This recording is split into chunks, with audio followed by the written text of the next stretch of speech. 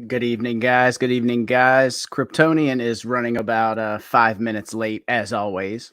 So it's just myself and Chris Cruzy here. How is everyone doing tonight? It's good. It's good, man. I'm telling you, the news coming out of Vulcan blockchain, man. I'm telling you. Yeah, man. So what do you think about that, Chris? I mean, we've got the latest announcement with Nick Caliani.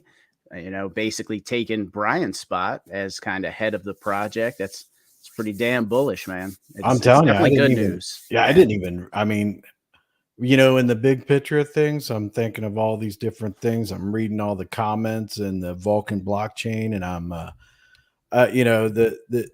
it got drowned out by a lot of drama and stuff. But there were some people in there that had some seriously good ideas and stuff. And I think I saw this. Someone mentioning something about Nick. And that's just off memory. I can't. And I tried to go look for it, but it's in there somewhere. Somebody said that. I don't know, but I didn't even think about Nick. Man, I was thinking, okay, the three left. I thought that no matter what happened with Jason, it was just going to be a struggle with him, even if he Yeah. was able to. And then Odie had some good things to say about what Jason was thinking yesterday on his, so I was feeling a little bit better about it. But then I thought, man, as soon as something happens, Jason's going to be like, you know, get hammered about it, Yeah. And then I thought, okay, so. But then when they came out and said that about Nick, I was like, whoa, I didn't even think about. I mean, I thought about it, but I didn't even think it was Right. an option. Yeah, I didn't think he was gonna actually come out, and I mean, because he's got his own stuff going on. He's got Decentology. He's got that other Yeah. NFT project for That artists. NFT project is It's pretty, cool. yeah. That It's Nifty very cool. Dreams that is pretty Yeah. awesome. Well, the thing about that space as well is, I mean, I don't follow the art space too Yeah. closely. I mean, I No enjoy idea. art and stuff like that, but a lot of artists really, it's hard for them to monetize unless they're well known. So Yeah. he's kind of giving them a platform to do that, and it's pretty great. So just goes to show you what kind of guy Nick is. And yeah, I didn't think it was an option. I figured he had his own thing going, his own company, and the next thing, bam, he's out there, and it's like, whoa, that's great news, and that puts to bed not everything that surrounds Mhm. Jason and Yeah. whether he's involved or whether he's still linked with Brian Legend. But I think it definitely helps. And then along with that, I like some of the stipulations that Nick threw out there as far as Brian has to be completely away from it. And I think he just that mirrors our sentiments as well. So yeah, I think Well, it was good. I think in his statement when he Hmm. came out with that stuff, Yeah. I mean, that statement, I was on with Terry a little bit ago and we read it and everything like that. And it kind of felt a little weird because he had that little statement at the end, and I was kind of getting a Kryptonian feel to it. So I was thinking, "Is Kryptonian got something to do with this?" But Right. no, I Right. guess You not. realize I'm on stage with you guys, right? Oh, I didn't see it. Oh, hey, what's up, everybody? No, I'm kidding. I'm Kidding. listening. But I'm listening. that Yeah. statement just knocked it out of the park, man. Those are things that I want to hear. So, and I am open to someone telling me that I'm wrong and like, that I'm not thinking about this or that. And I encourage you to let me know. But I was very surprised, excited about the announcement early this morning. And Yeah. then when Nick had his, I was like, this is even better. So, Yeah, I did see someone ask Nick at some point in the Discord, I think it was, asked him about giving, is it possible on a contract level to give the node holders that tax, to I have saw tax that. go to Yeah. the node holders? I guess you guys did see that. And his plain answer was yes, we could have them go to some kind of DApp or a wallet to claim from or something along those lines. Originally, if I'm not mistaken, I think full node holders got, I want to say it was 3%. Is that right, Kryptonian? And On then that spreadsheet from on my that spreadsheet, research, yeah. So it said and 3 and 1. yeah, and I don't. And light node holders got 1%, which Mhm. is again that's why I pursued buying all those nodes aftermarket and Mhm. and Yep. spent well over cost because of those taxes. The numbers that they were showing on that calculator were not achievable without the tax money. Yep. And it's the spreadsheet says it all. I mean, why would that be in there? That wasn't a mistake. They even came out and admitted that they made a mistake by doing that once they took it away. So it would be great if they could give us back some portion of that taxes, 2% to the full node holders, 0.5%. Even that would be fine for light node holders. but yeah, so, something's better than nothing. But I think they should do right by that, no doubt. They should do right and fear no man. Well, I do have Amen, to brother. think that we're probably Amen. we're gonna have to. I don't know. We got a week till the AMA.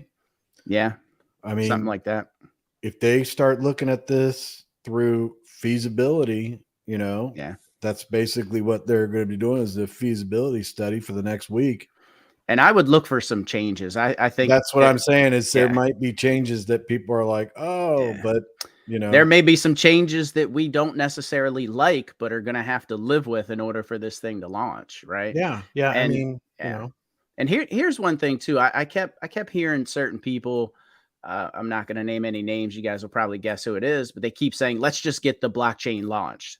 They're not worried about what's going on right now, and it's not even about sweeping things under the rug. It's like we still don't know everything. We still don't know if Brian has other wallets.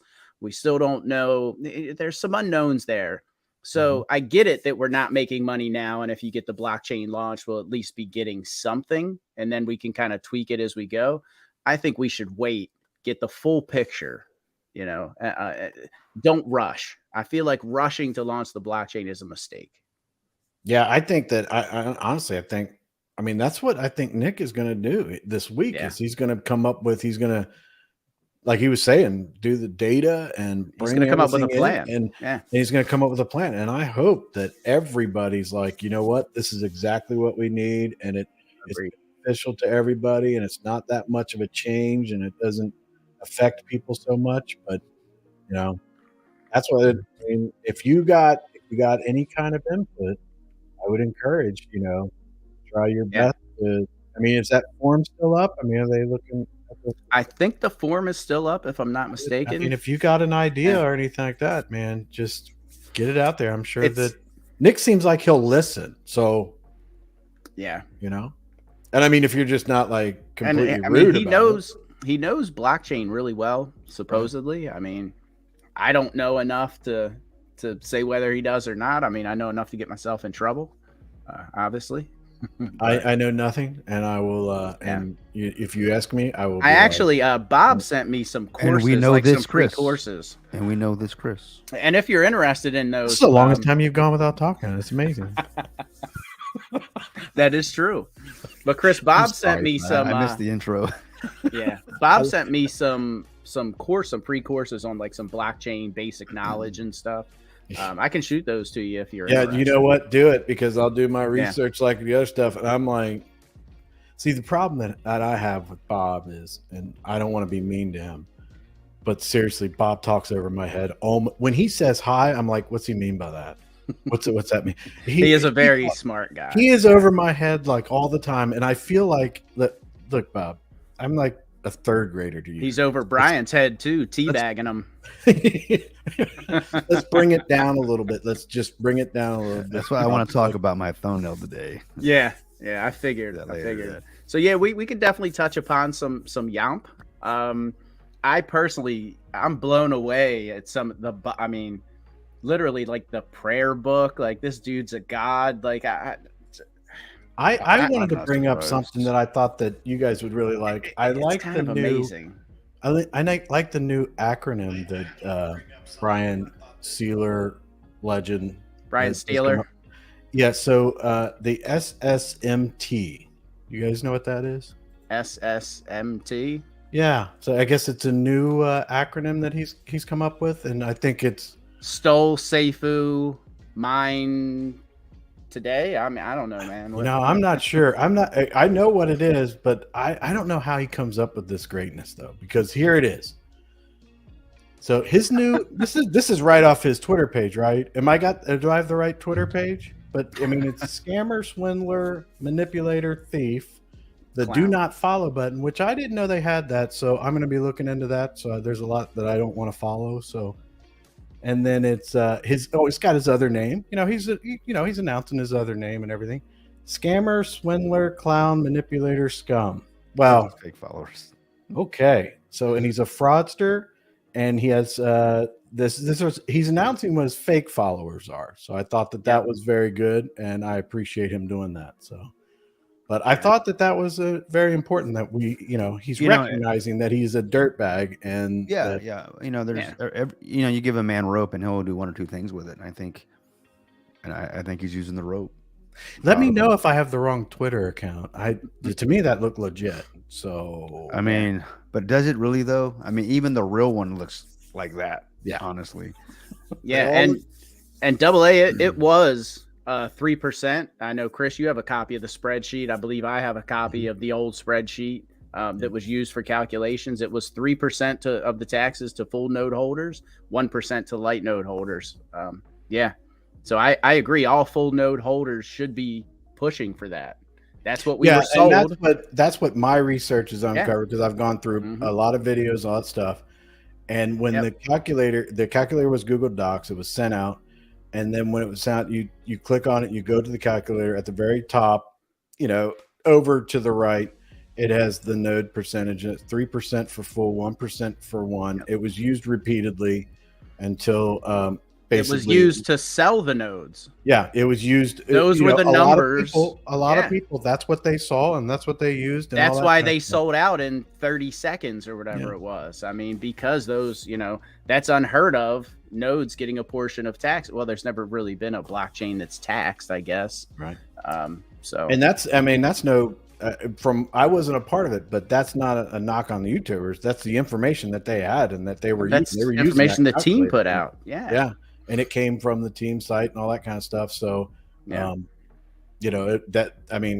it's plain as day and it's right there. I mean, they're using it and the videos and the YouTubes and stuff. So, yeah, but when you use that in your marketing material, when you say, hey, this is what these things are going to be bringing in and this is what they get, and you advertise that, I mean, it's false advertising. I mean, think about what he had. He explained that it was just advertising to have the sacrifice calculator being like 50 million and stuff. Right. And it's like, well, what you made everybody think it was 50 million. I mean, and he kept referencing it and everything. And then now it's like, oh, but that wasn't, that was just marketing. It's like, really, I can market that.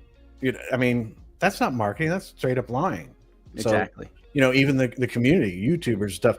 I mean, I know that even Crypto Pride was always going to the Uxie sacrifice and stuff like that. And every day he'd look at how much it was and everything like that. So if that information is not accurate, then why are we even putting it out there? So, I mean, that's the whole thing with Nick and the direction of the Vulcan blockchain. Hopefully that's all corrected now. We don't have to worry about that garbage anymore. Yeah. And that brings up another point with the Uxie. I mean, they still need to figure all that out. They need to figure out how many of Uxie wallets and how much Brian sacrificed into Uxie. That's a whole nother mess in itself that they have to untangle that Brian was a part of. So I think the Vulcan and the Uxie kind of go hand in hand. And it's just amazing. I still can't believe Brian is back after one day gone, his big comeback. It's not like you left, douchebag. And it's just crazy to me. It's like bizarro world, man. Oh yeah, I thought it's crazy. It's absolutely insane. Yeah, it is, and nobody's gonna invest in this shit token. And the other thing is, he's talking shit about Daniel, but if you look at how his tokenomics are, he's kind of giving gifts, kind of like Daniel's doing. Like it's almost like Daniel gave him the playbook almost. Well, I hope that the community is like. I hope people in general are like, I'm not going to take advice from this guy. I'm going to go look at the worldwide token. I'm going to look at what changes. He's got a ton of bots. Brian's got a ton of bots in there, like on his Twitter. And I mean, I honestly couldn't trust anything that I'd see over there. So do your own research, look at the information, for the worldwide token, ask questions, and I'm sure they'll answer you and everything. And if you want to invest, that's up to you. But don't. Somebody told me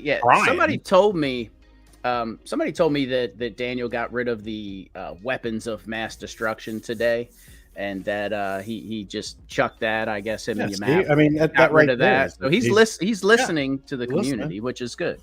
Yeah, and honestly, I wouldn't care what Brian would say about anything, and don't listen to him. And if anybody's got any questions, and you don't know all this information from what went on with all these failed projects that Brian, please reach out to me. I'll give you all the information. You can make your own decision, and that's what Teddy One brought it up when we were on with Terry earlier. It's really about education. I mean, it's all of our responsibilities, every one of us, to go out there and discuss with anybody that would listen as to what Brian is and to talk about it and everything like that. I don't even want to know the name of that cult token that he's creating with all that disciples and calling, and that's disgusting. It's disgusting. It's sacrilegious, man. It's like, come on, dude. Like what an absolute. I mean, what an absolute dickhead. And I mean, if he went away and was quiet, I could see us being like,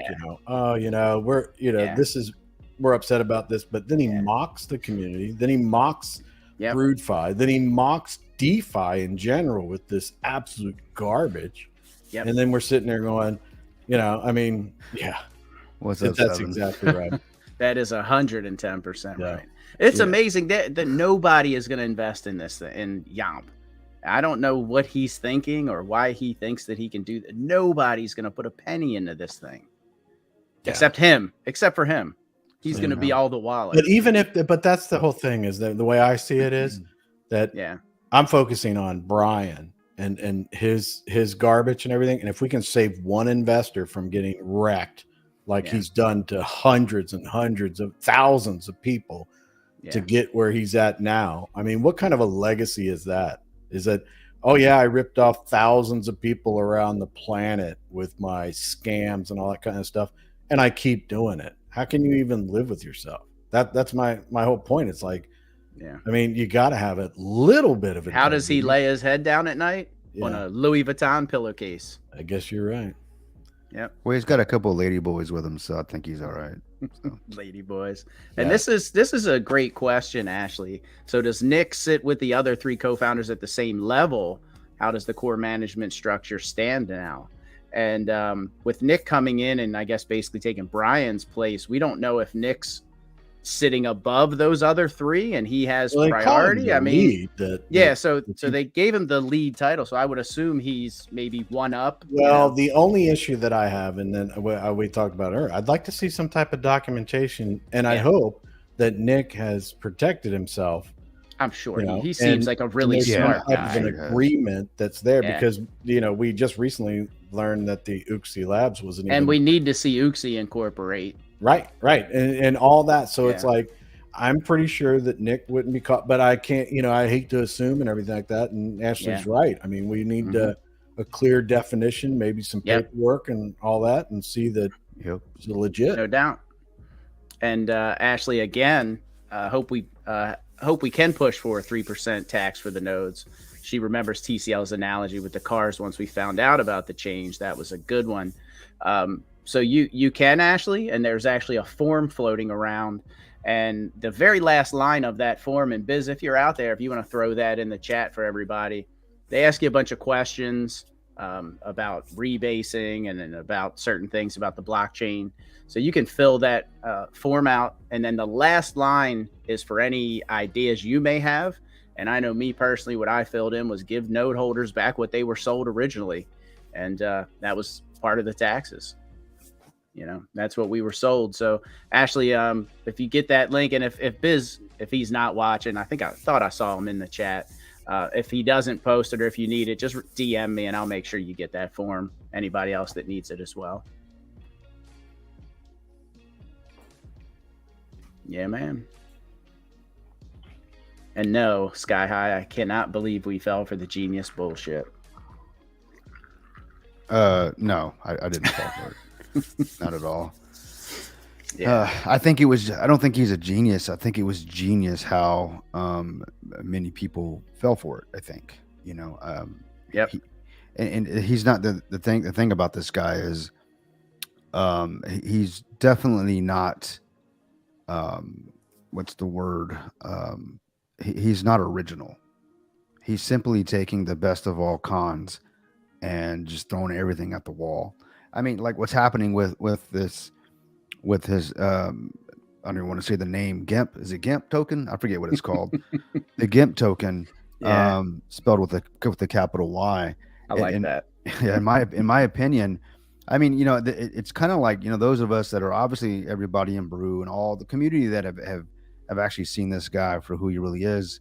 We're just kind of like dumbfounded. Like, how is this guy actually coming Yeah. out with worship, like prayers and all? I think he's clowning everybody. I think he's You think he's doing it just to throw it in our face? You think? just to throw it in Yeah. our faces. And Like, I I'm think- the Yomp King and you Yeah, will bow yeah. down to me, like all that types of bullshit. yeah, back to his narcissistic, and just he's demented, man. I mean, Yeah. I think if he wasn't doing this, he'd probably be killing cats or something like that. The guy's just he's not right. in the head, man. Strangling cats. Yeah, I mean, the guy's just weird. Anyway, so, but if you guys recall, I think Rob asked, "Hey, Kryptonian, are you okay, man? I'm so quiet." Yeah, I was late to the show. I'm waiting on my drink. Yeah. My wife's making it for me right now. But no, I was just listening to you guys, because I'll get started and I won't stop, and then it's 3 hours later, right? So, but if you guys noticed the thumbnail that I made earlier or for the show, and it's hold my beer. It's like, what the fuck did he just say? Hold my beer. So I actually, I saw Nick's announcement today in the Vulcan. I guess it was in the Vulcan chat, or someone sent it to me. And he's talking about how, hey, he is now, actually it was the team. Maybe it was Adrian that made the announcement that Nick is now taking over the lead role for the Vulcan blockchain. It was Adrian. Yeah. Yeah, was it I think Adrian? It was Adrian. So it was I that think that announcement and a combination of Nick's announcement. And I was like, that's funny to me because I remember the last time Nick, we heard about Nick, it was from Brian Legend. And Brian Legend was basically saying, he was throwing Nick under the bus, saying he wasn't exactly impressed with he he could have done better and all that. Yeah, type of he shit. goes, Yeah. basically what Nick gave me, I'm not impressed. I think we overpaid or we were oversold. What, what we said. $6.5 million? Yeah, But Nick, How many then times- Nick then came out and said, "I only got paid $900K." yeah, I don't know yeah. what you're talking about. Yeah. But how one many of- times did he say that this withdrawal from SafeMove will be the complete blockchain? Yeah. This will have it all paid. Yeah. Yeah. A couple So- times it was like 1.2, 1.5 million. His Right to announcement. right to Gate.io. Yeah. So what's funny to me about this whole thing is in Brian's last AMA, and that was his, I think he cried or showed videos of crying. His whole point in that he was throwing everybody under the bus, is all about him protecting himself, but he threw Nick under the bus. And all I could see in my head was, based on what just transpired over the last day or so, was Nick said, "Fuck did you say about me? Yeah. Hold my beer." And then I made a post in one of the Discords today. It's like Brian took a shot at Nick. Nick said, "Hold my beer." Mm-hmm. And then Nick took his seat at the founders table.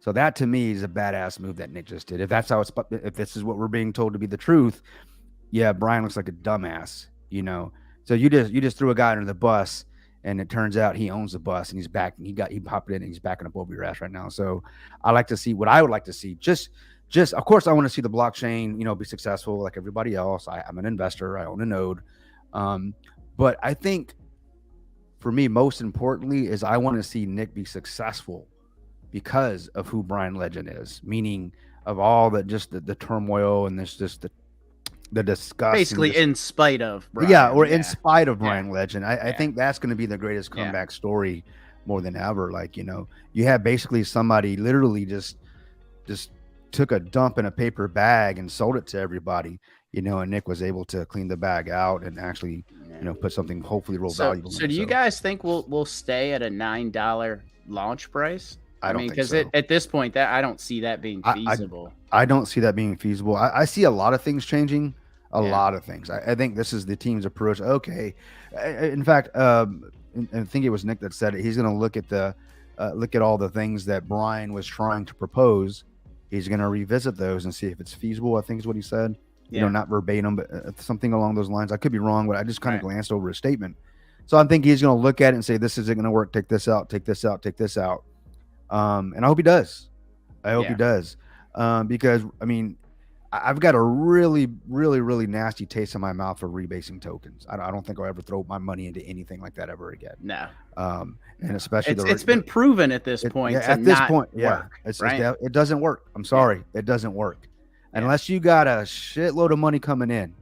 Okay, constantly, which that's not going to happen. You know, doesn't happen in any project, which is why Brian was throwing his own money or our money into it. He was taking our money, you know, dumping on us, whatever. But and he was calling it market making, but obviously he was certainly manipulating the price, but not for us. He was doing it for himself. It'd be different if he did that and everybody came out ahead, or the price is just kind of just stayed at a price where no one was losing their asses on this thing, right? And still the momentum's still there. Then I can see, okay, man, all right, I see why you try to do that, trying to save the project. You're throwing your own money in it, man. You're a good guy. Look at you taking a hit for everybody. No, I didn't do that. He did the exact opposite. He made us think whales were coming in so that we could, you know, we can FOMO in, and then we could then follow that, and then he cash out as soon as everybody else started. I mean, he was, you know, so I, you know, at this point, you know, unless someone can prove it to me otherwise, rebasing tokens just absolutely do not work. I don't care who you are. I don't care who's leading it. I don't care who's think they're going to lead it. I don't care if they think they figured it out. Unless you've got the secret sauce, and the secret sauce is you've got institutional investors.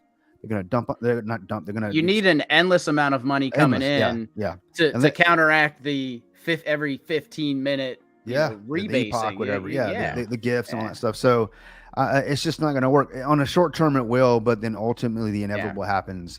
And then the decisions need to be made. So what does that say about Vulcan, it being rebasing?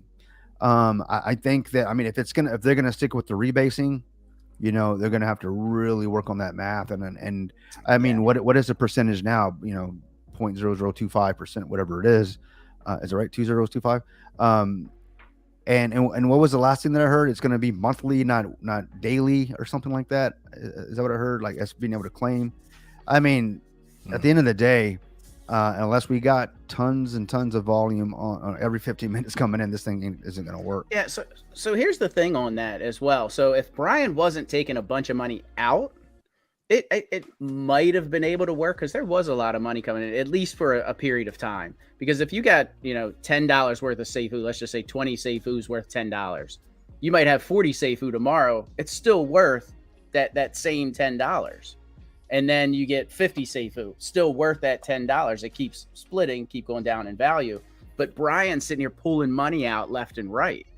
So then it just keeps dropping. And so now it's not even worth what it originally was. Yeah. So it never was. Yeah. You know? So it could potentially work for a period of time. Yeah. But it's not a long-term sustainable thing. It's not, like you know, Kryptonian said. Now I do understand if you build an ecosystem around it where you've got other things that feed into it. And that's what Nick's talking about. Yeah. And that was going to be this is where I was going with that. And so thanks for bringing me to that, Chris, because I was going to go on a tangent here, but unless there's an ecosystem that's actually, I would say, created around that is to bring in the income, the other streams of deposits into liquidity, if you want to call it, which I hope they can do, and that can be from many different facets. I mean, it doesn't have to be. Plus, Nick's connected.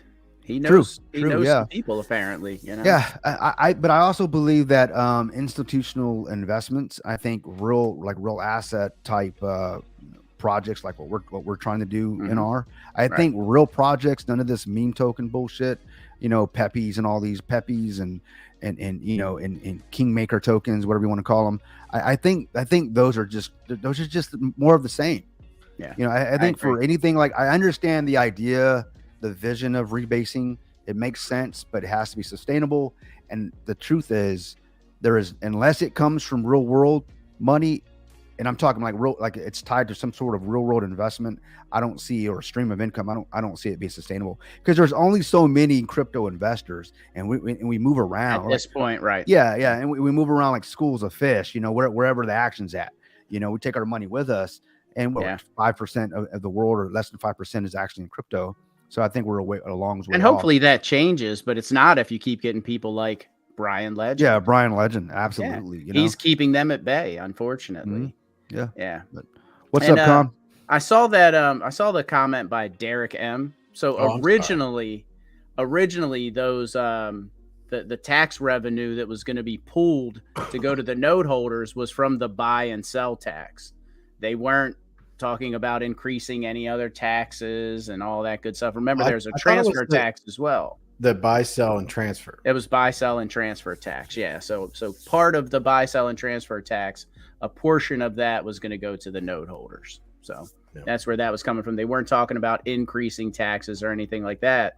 But then they changed the tax structure, and or they changed. I think it was when it was not long after the rebranding. Am I right, Kryptonian? When they changed the taxes, or was it before that? It was in January sometime. We were going to SafeUX. Yeah, it was SafeUX. It was right after the block. It was right after Dubai, I think.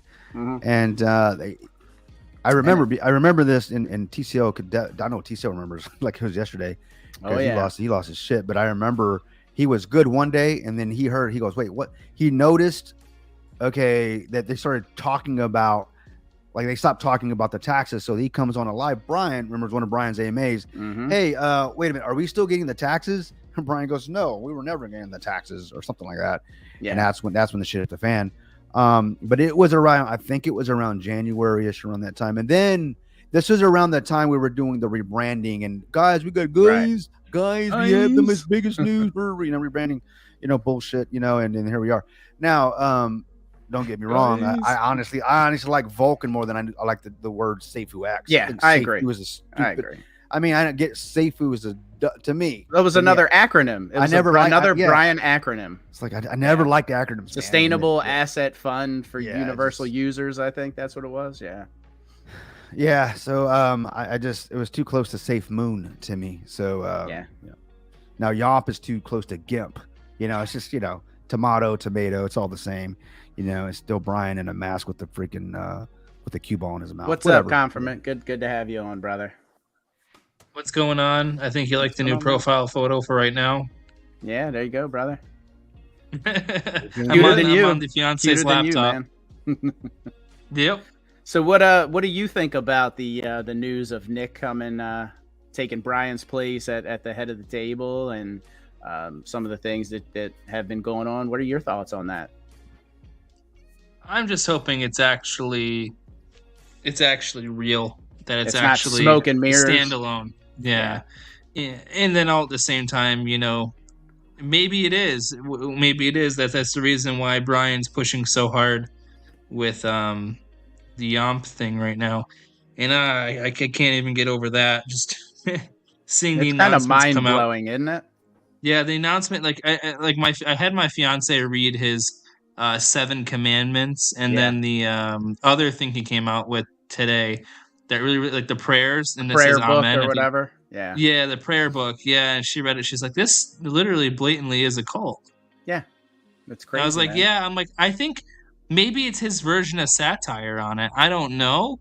That's what Kryptonian was saying, almost like throwing in our faces. Oh, it has to be satire. I mean, I know he's an idiot, but he's not that dumb of an idiot. I think he's literally doing this to just satire. Spite. Spite us and make us go just to get our attention. That's all I think. He may say, I think the problem with using this lingo, though, is like at the same time is, I mean, other stuff was kind of incriminating, but now it kind of becomes even more. Yeah, there you go, King Kaching. He said the buy-sell tax was changed from 10% to 5%, and that's when the node tax rewards were pulled right after the Thailand Expo, or whatever that second Expo was. And it wasn't the Expo that Brian got kicked out of. Wait, that should have been a red flag for all of us too. I mean, like, I don't know. I didn't believe that was actually true.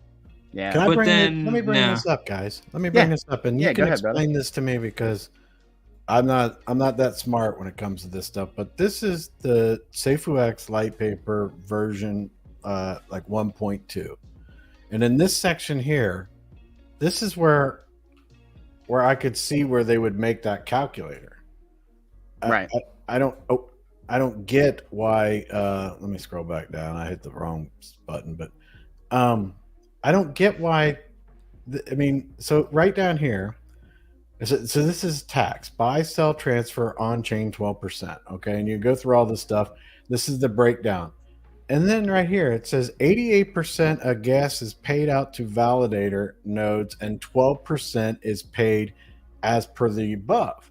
So the validator nodes, right, would be getting 88% of the taxes, right? 88% gas. So I'm assuming the rest of the gas is used. I don't know. Maybe somebody in the comments can break down why only 88% of the gas. Where's the rest of it going? Well, I read this a while, like a couple days ago, and I thought this was off. I didn't know for sure what the deal was, but then I don't know if he wants me to tell who it is. Somebody sent it to me, and I went back and reread it, and I'm thinking, wait a minute, is this to me looks like something that they would have made that calculator off of? Yeah, and that's the thing too. After they pulled the taxes away from the nodes, there was a substantial drop in what the nodes were making. And again, that's what pissed TCL off because substantial, bro. Like my node was going to be making me about on 100 million volume, right? Daily volume. I was going to be making damn near $600,000 a year. Okay. On a million, worst case scenario, a million daily, I was going to make about 90 a year. That was with taxes. And then they pulled that shit. Then it went from $90,000 a year of a node to 900, like $900. It was like, whoa. Yeah. I mean, it was like very substantial. It was super substantial. And that's what pissed TCL. And again, off. Now it was even more than, it was even less than that. It was like $90. Yeah. $90 a day at most. Yeah. And that was if your validator is being used. Yeah. And here's the thing, Chris, if you can't find like the spreadsheet, or if you can't find the website, this is where the proof is. Go back to that time frame, and you're gonna see Greek was in that one as well. And I'm not calling you out, Greek, but you remember this because he was in that conversation with Prado. They literally went back to the drawing. They had a I'm assuming it's Prado at this point because he's the one that had the direct line, with DP. Yep. I'm sorry, with Brian. But the moment, as pissed off as we were about the note holders about how we were getting the taxes taken from us, he was pissed off with us as well. We're backstage, we're on a Discord live, all this jazz. And then the next day, Prado is online saying, guys, it's okay. We have something better. Mm-hmm. We don't need the taxes because we've got all this now, because the flex and all these the power pool and all that wasn't even an idea yet, or even talked about until they pulled the taxes. Right. We didn't need all that stuff. So Prado and the like literally started pushing the hell out of it. And that's what they did for 2-3 months. Yeah. And they went, that's where Prado came out with his calculator and its Pradonomics essentially. And that was probably another version of it. But yeah, so you don't even need to find the screenshots from the website. Just go to Prado's videos. He talks about it there. You don't need taxes because we got the videos in TCL's Discord as well. It's archived from that one live where TCL came out when he was really pissed, that very first one when they first took it away. Yep. And I'll guarantee you as well that Nick hates the fact that we have 500 validator nodes because you don't need that many. I guarantee you Nick's like 500 nodes. What the hell? Like it's not needed. Yeah, that's where I got my information from. Yeah, I think we've seen the same thing, but the issue that I have with it is that the link to the calculator is where you see it, but I don't see it in any messages or anything directly from that BL's mouth, in any kind of messages or anything like that. But he's always saying there never was a tax, and I wanted to be more like, well, you said it was here. But the only thing that I see is that Google Docs of that calculator is where it was. In that spreadsheet. There never was. Wait. I have a good example. You remember when that lady, I forget where she was from. I think European, maybe. You remember how she won a node? Remember that? Yes. You remember he was talking about how she's going to make $1 million in a Oh year yeah, it's off going to of be that. life changing. Yeah. He said that in a legitimate live when he. So Chris, this is your proof. He Okay, said I this need- in a I need live to know when he was dates. giving him away. I need to know dates. What? It was whenever the node giveaway was. He Yeah, gave away so- 5 Yep. validators. Go back to October, whenever it was. Was it last on year. Brian's? It or was did- Brian's. Yep, Brian's It was channel. on Brian was doing giveaways for nodes. Yep. All right, and he was giving out. Everybody was all excited about that, and she was Good call. like you said, a Good call, lady Connor. that right Connor was a lady, single mom. I Yep. mean, was she even real? I don't even I know think- if she was real. I mean, I think she was. I'm pretty Yeah. sure She was. Yeah. Yeah. but it was supposed to be live. Yeah, I think she was from a different country too. And, Wasn't and she? I Yeah, she remember. was. Oh, check this out, Chris. Check this out.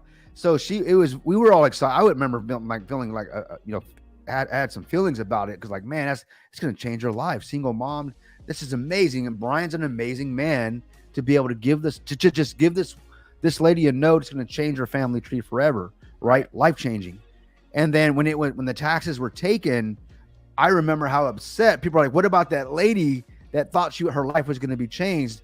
Now she's right back where she started, and then we started having the freaking price manipulation. It even went into, wow, even her bags got dumped on. It was a shit show after that. So yeah, I remember that. I remember that lady winning and then losing, literally. Was she on there or? She I I think forgot she how- was messaging. I don't think she spoke or anything. Yeah, I think she kind of like how you do the games with everyone else. Yeah. Like put a word in the comments or something like that. I think that's what he did. But that's 100% your proof there of him saying like how much they were going to wind up making. Basically, like that she's going to change her life, make millions of dollars. Like you're going to make your investment back after like 3 or 4 months if you had bought this. Like, Sure. It was crazy. Yeah, and that's my thing. Like, you sold them as this, and then you did the old bait and switch. You know, the old bait and switch tactic. And again, I wouldn't have saw it out and tried to get so many in the aftermarket had that not have been the case. It's kind of bullshit. So, and Kiwi What's up, said Bobo? it's. I'm assuming Kiwi's talking about the 500. Yeah, he said it's not needed, but it spreads profits. It also would have been easier to sell 500 to 500 people than 5 nodes to 5 people. Cost of the 5 would have been huge. Really, Yeah. I mean, Binance has what? 20? Exactly. I you think could get away with 50. You could have. Yeah, did but I 50. think the node sales were just a. It was just a money grab. It was a money It was grab. a It was freaking marketing, money yeah. grab. Oh, Yeah, it was marketing. It was a money grab, and He- again, he- a bait and switch. Yep, a bait and switch. Yeah, He literally. Nick- and I Yeah, get it's and like, I get okay. Kiwi. I get that it spreads profits. I mean, I get that, but now that it's just taxes, I'm just gas fees. It's gonna be shit. It is. I mean, in the grand scheme, 500 people in crypto is not many, but True. 500 people in one blockchain getting Yeah. the gas fees from it are kind of a lot. And again, the reason that they sold out in 30 seconds or less is because of what they were promising in the returns. Now, not there. Not to So- mention, if on Cosmos and on Prism, you're not even going to have to pay for a node. The only thing you'll have to pay is the maintenance cost of running the server. We're not selling nodes. That's just a money raise. So when Prism Chain comes out, you won't have to buy a node. We're not selling nodes. Anybody can spin up a node. Yep. In fact, as we approach launch, come into the Prism Discord if you're interested in running a node on Prism Chain, and please raise your hand and let us know in there. I think TCL put out a message not too long ago. I think it was today or yesterday, asking for anyone that wants to run a node on Prism Chain, please come into the Discord, raise your hand, let us know. Yep. Yeah. And watching the devs go back and forth over the last few days, Mhm. it's looking very good, man. It's looking Yeah. so good right now. I'm super excited about. I mean, we got our hands in a couple of things, but two most importantly is one is Prism Chain, and then of course Property Flex. You know, Property Flex being my baby because it's real dirt, and then Prism being because it's actually I think what my final frontier is, and that's cryptocurrency here. You know, being able to be a part of a blockchain, and just see what I love about Prism Chain is Prism Chain was brought. I think the concept of it was to be the exact opposite of what Brian Legend brings to the space. Truly Mhm. decentralized, integrity, secure, no smoke and mirrors. You get what you get, you see what you get what you pay for in a sense. You see what you get. Everything's out there available for everybody. No KYC for no nodes because KYC. because they basically monitor themselves. They're if you're yeah. not, if you're the integrity's not, you're going to get kicked off. So it's kind of What was the point of self-regulating. KYCing then with Vulcan at Me this personally, point? I think it was Control. control, centralization, and a money grab. I think Vulcan or Brian was getting a kickback from Assured DeFi. That's number one. And I feel like it was to centralize. And if somebody was being a fudder, so to speak, they could shut you down. Yeah, That's what I believe. His whole you know, operation, or just his whole approach since the very beginning, or the way he controls things, or it's control. It's been about control the entire time. You know, if you look in well, I mean, I know the Discords are kind of wide open now, but I mean, I'm seeing guys from Brew and Vulcan now asking questions. Have they unbanned people? I've seen a couple of them in there, I think. I mean, I've seen questions, and I don't know specifically from Brew. I hope they do. Yeah, but the point being is they're in there asking questions, not even asking questions. In They're Vulcan? I think In it's in Vulcan? Vulcan, yeah. Yeah, Sky High was actually they actually came to Sky High. I saw, and he can correct me if I'm wrong. They came to Sky High in the Brew Discord and said, "Hey, we wanted to unban you," you know, and that's a positive thing for me. Yeah. So, I mean, so being able to go in there, guys, and okay, so you know, I guess the premise of banning was so they wouldn't ask fudding questions, right? Right. But it's not even about the questions they ask, because at the end of the day, they're with the guys in Brew and other Discords like that actually want to make the space, the crypto space, actually safe, self-regulating. They're not just asking questions. They're actually facilitating critical thinking and conversations. Like, hey, have you thought about this?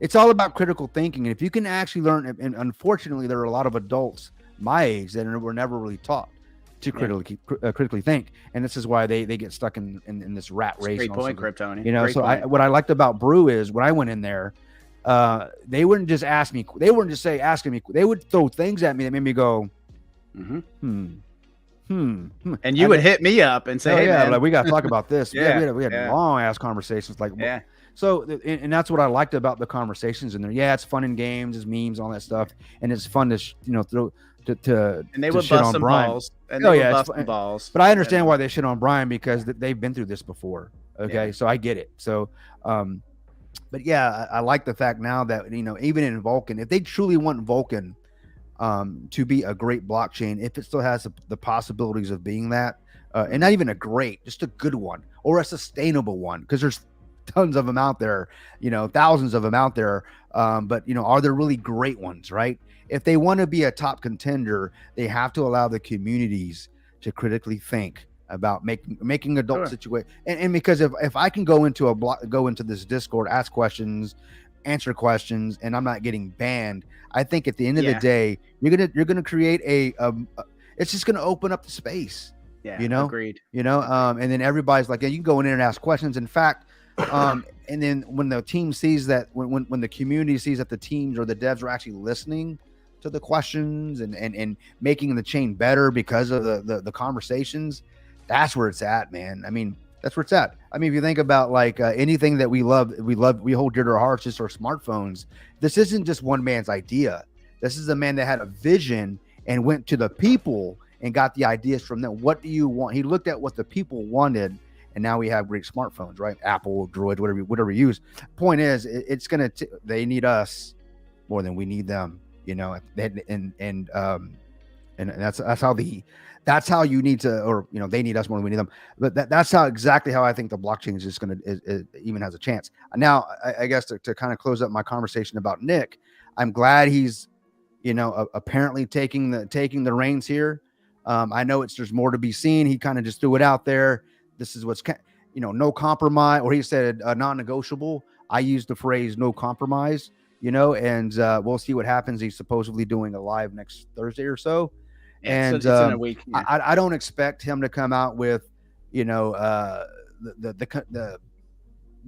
all the done. final version. Yeah. No, but what I do expect is I just expect him to just call it for what it is. Just be frank with us. Yeah, it's a shit show, but we're gonna fix it, and this is how we're gonna fix it. And you get to. And these are the metrics that we're gonna use so that you can watch us fixing it, and all those things. And regarding the rebasing and all that, if they can make it work, I don't know. I mean, the only way that's gonna work is if we get institutional, and we get tons of thousands of projects on this thing. I'm not saying it can't happen. It's just we've got to clean up the house first. And there are those out there, stop talking about BL and what he did, move on. No, if those who forget history are doomed to repeat it, guys. If you don't know that, welcome to class. Okay, welcome to class. History never rhymes, or never repeats, but it often rhymes. They are hoping not just a Brian Legend, but the scammers out there, the crooked devs, the lazy ass team, team developers, whatever. Those that want to go and just take advantage of our short-term memories, because they're out there, they're waiting for us to forget, so I'm not saying we keep bringing the guy's name up, but we absolutely, in my opinion, need to keep letting those out there that even think about doing this again, that we haven't forgotten. We will not forget. And if we even think you're going to do something crazy, you're going to get stringed up 100%. Yeah, no doubt. I think you will be put to shame, at the end of the day. So. Hell yeah. And I think now that all this stuff has come out, I think, and hopefully anybody, if you're in another Discord for another project and you see people getting banned and being called fudders, that should throw up red flags immediately now.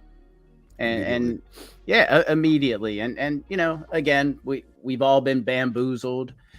We all made a mistake and allowed this to continue a lot longer than it should have, but learn from it.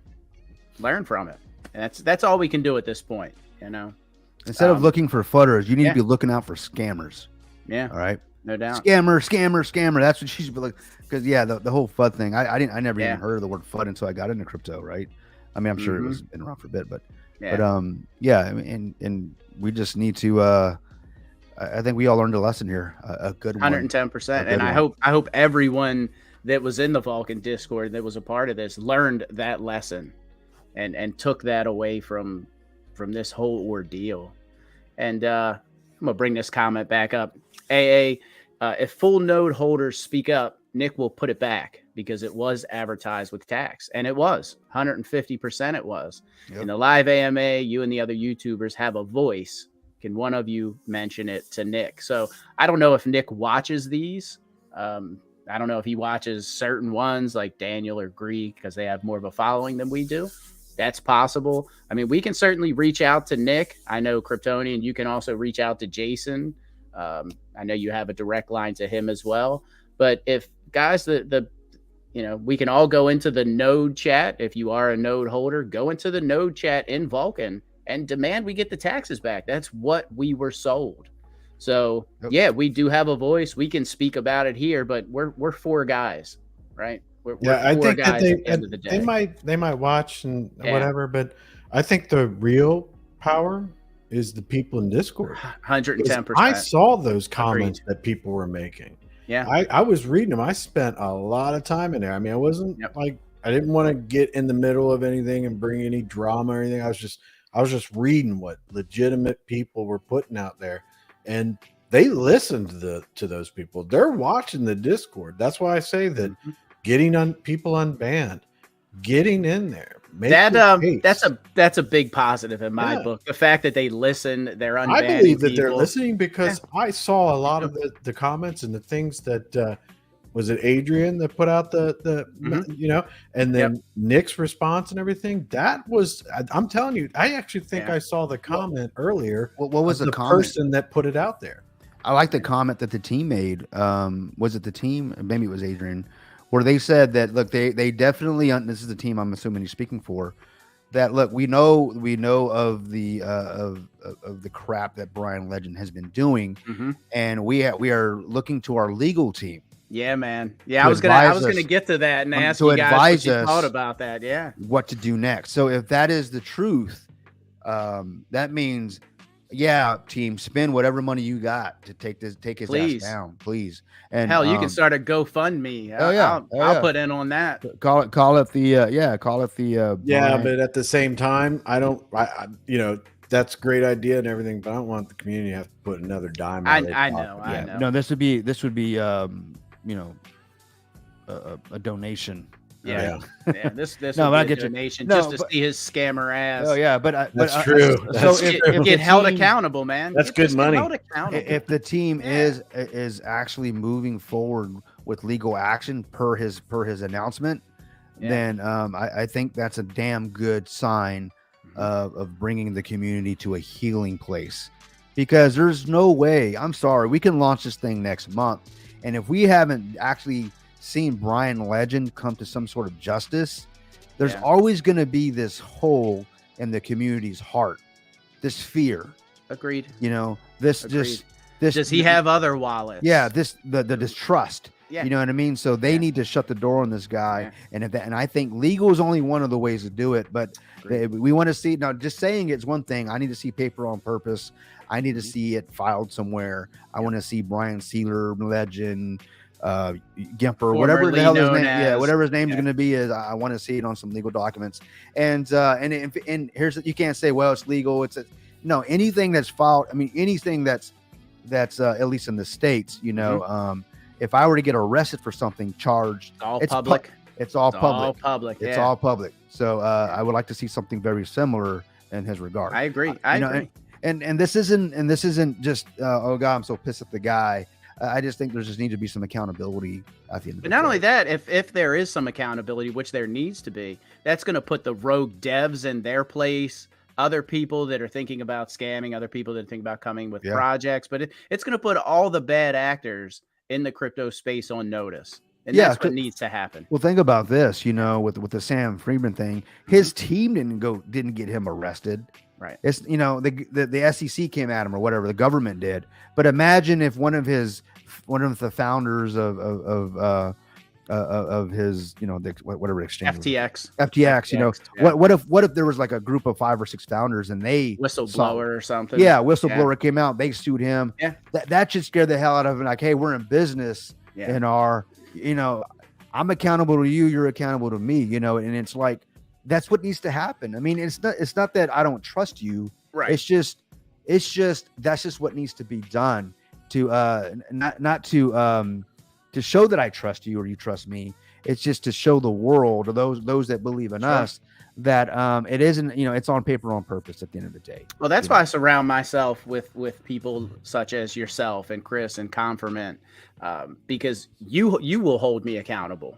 I don't need anybody else to. I know you guys will hold me accountable, and that that's guy up there, and I implore anybody listening, look at your inner circle. Look at your inner circle. If you have somebody around you that is pulling you down, whether it's a family member, a friend, somebody that just doesn't meet that criteria, they're not holding you accountable, they're not lifting you up, get rid of them, drop them.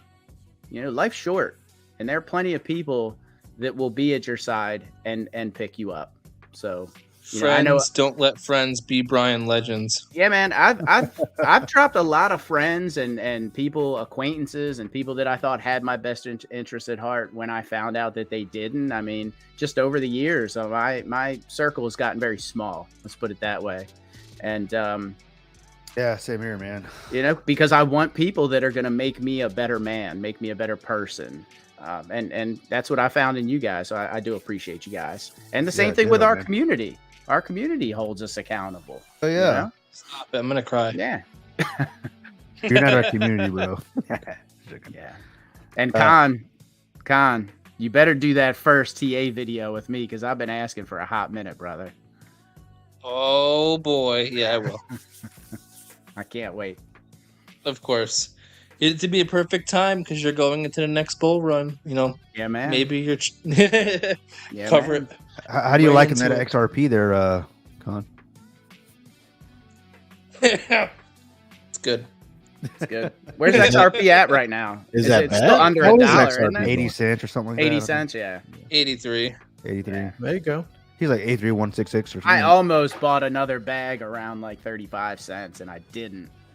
I wish I would have. I wish I but, would have well. too, man. I Yeah. wish I would have too. Oh, What's holding you back now? Yeah, Don't but you think it's going to XRP go is up? a shit coin. Um, Who I says don't it's know. a shit coin? I don't know. I've made money Too off many people. XRP in the past. Oh. I bought it 10, 13 cents and sold it $1.85. And we're talking like 100,000 XRP. So I did really well with XRP.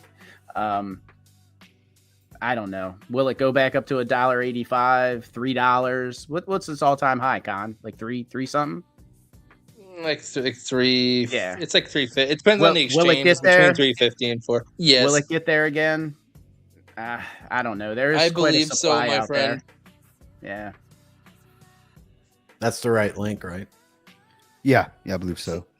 Dude, the 60 yeah, sold dude. a chunk of my XRP for Breezy's Bro. scam. My kicking best myself. part I was feel I you, actually man. took money from Bryzy's scam and put it in the XRP. Yeah, it sucks, doesn't it? Fowler, if you want the link, man, just let me know. Yep, I sent it Yep. to him. Yeah, I Oh, did you sent send it to him? All right, cool. 380. Yeah. See, Yeah, 604 380 all-time XRP high. is saying what it Yeah. is. Yeah, it depends on the exchange that you were on. Yeah. BL committed I mail don't fraud know. in Australia last year. I heard in Thailand he committed mail fraud. Did he come? Oh, that's man. good. That is good. You know, Seven 7 C's, C's. But never he knows. disappoints, Nah, but he man. knows. I mean, he's never been Yeah. wrong. Yeah, He's never been wrong. he doesn't disappoint with them jokes either, man. You know. Oh, that wasn't a joke. Oh man. It was the delivery, man. Yeah, Sky it's all High right. says Sky High says, "Come on, y'all! I got B&B burning a hole in my wallet for property." Oh man, yeah, it's burning. Trust us, Yeah. it's burning our heart right now, man. We want Yeah. this thing to happen, guys. Trust us. Trust us. And we want to catch the bull run too. Yeah, So we're yeah. not necessarily holding on for the bull run. We have some things going on in the background. As long as We're you're taking our before the time. end of the year. Yeah, we're taking our time. But I do believe a launch before the end of the year is imminent. Let's say that. There you go.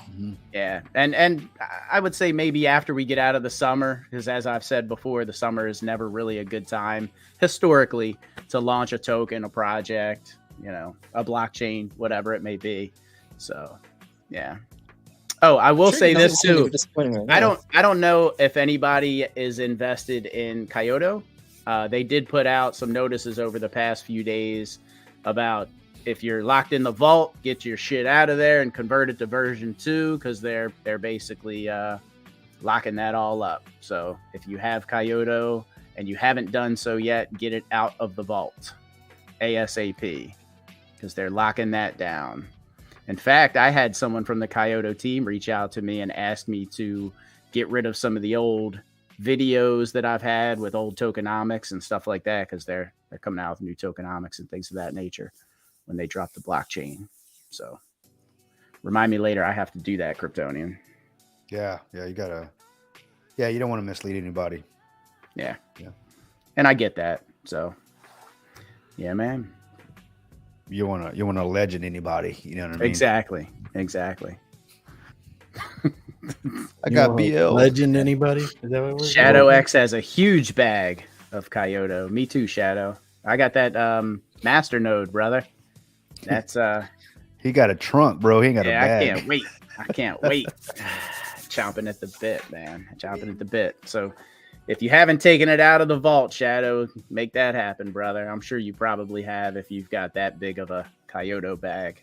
So and Kyoto is one of the chains that we're looking at as well. Once it launches, you may see all of the properties on Property Flex be carbon neutral.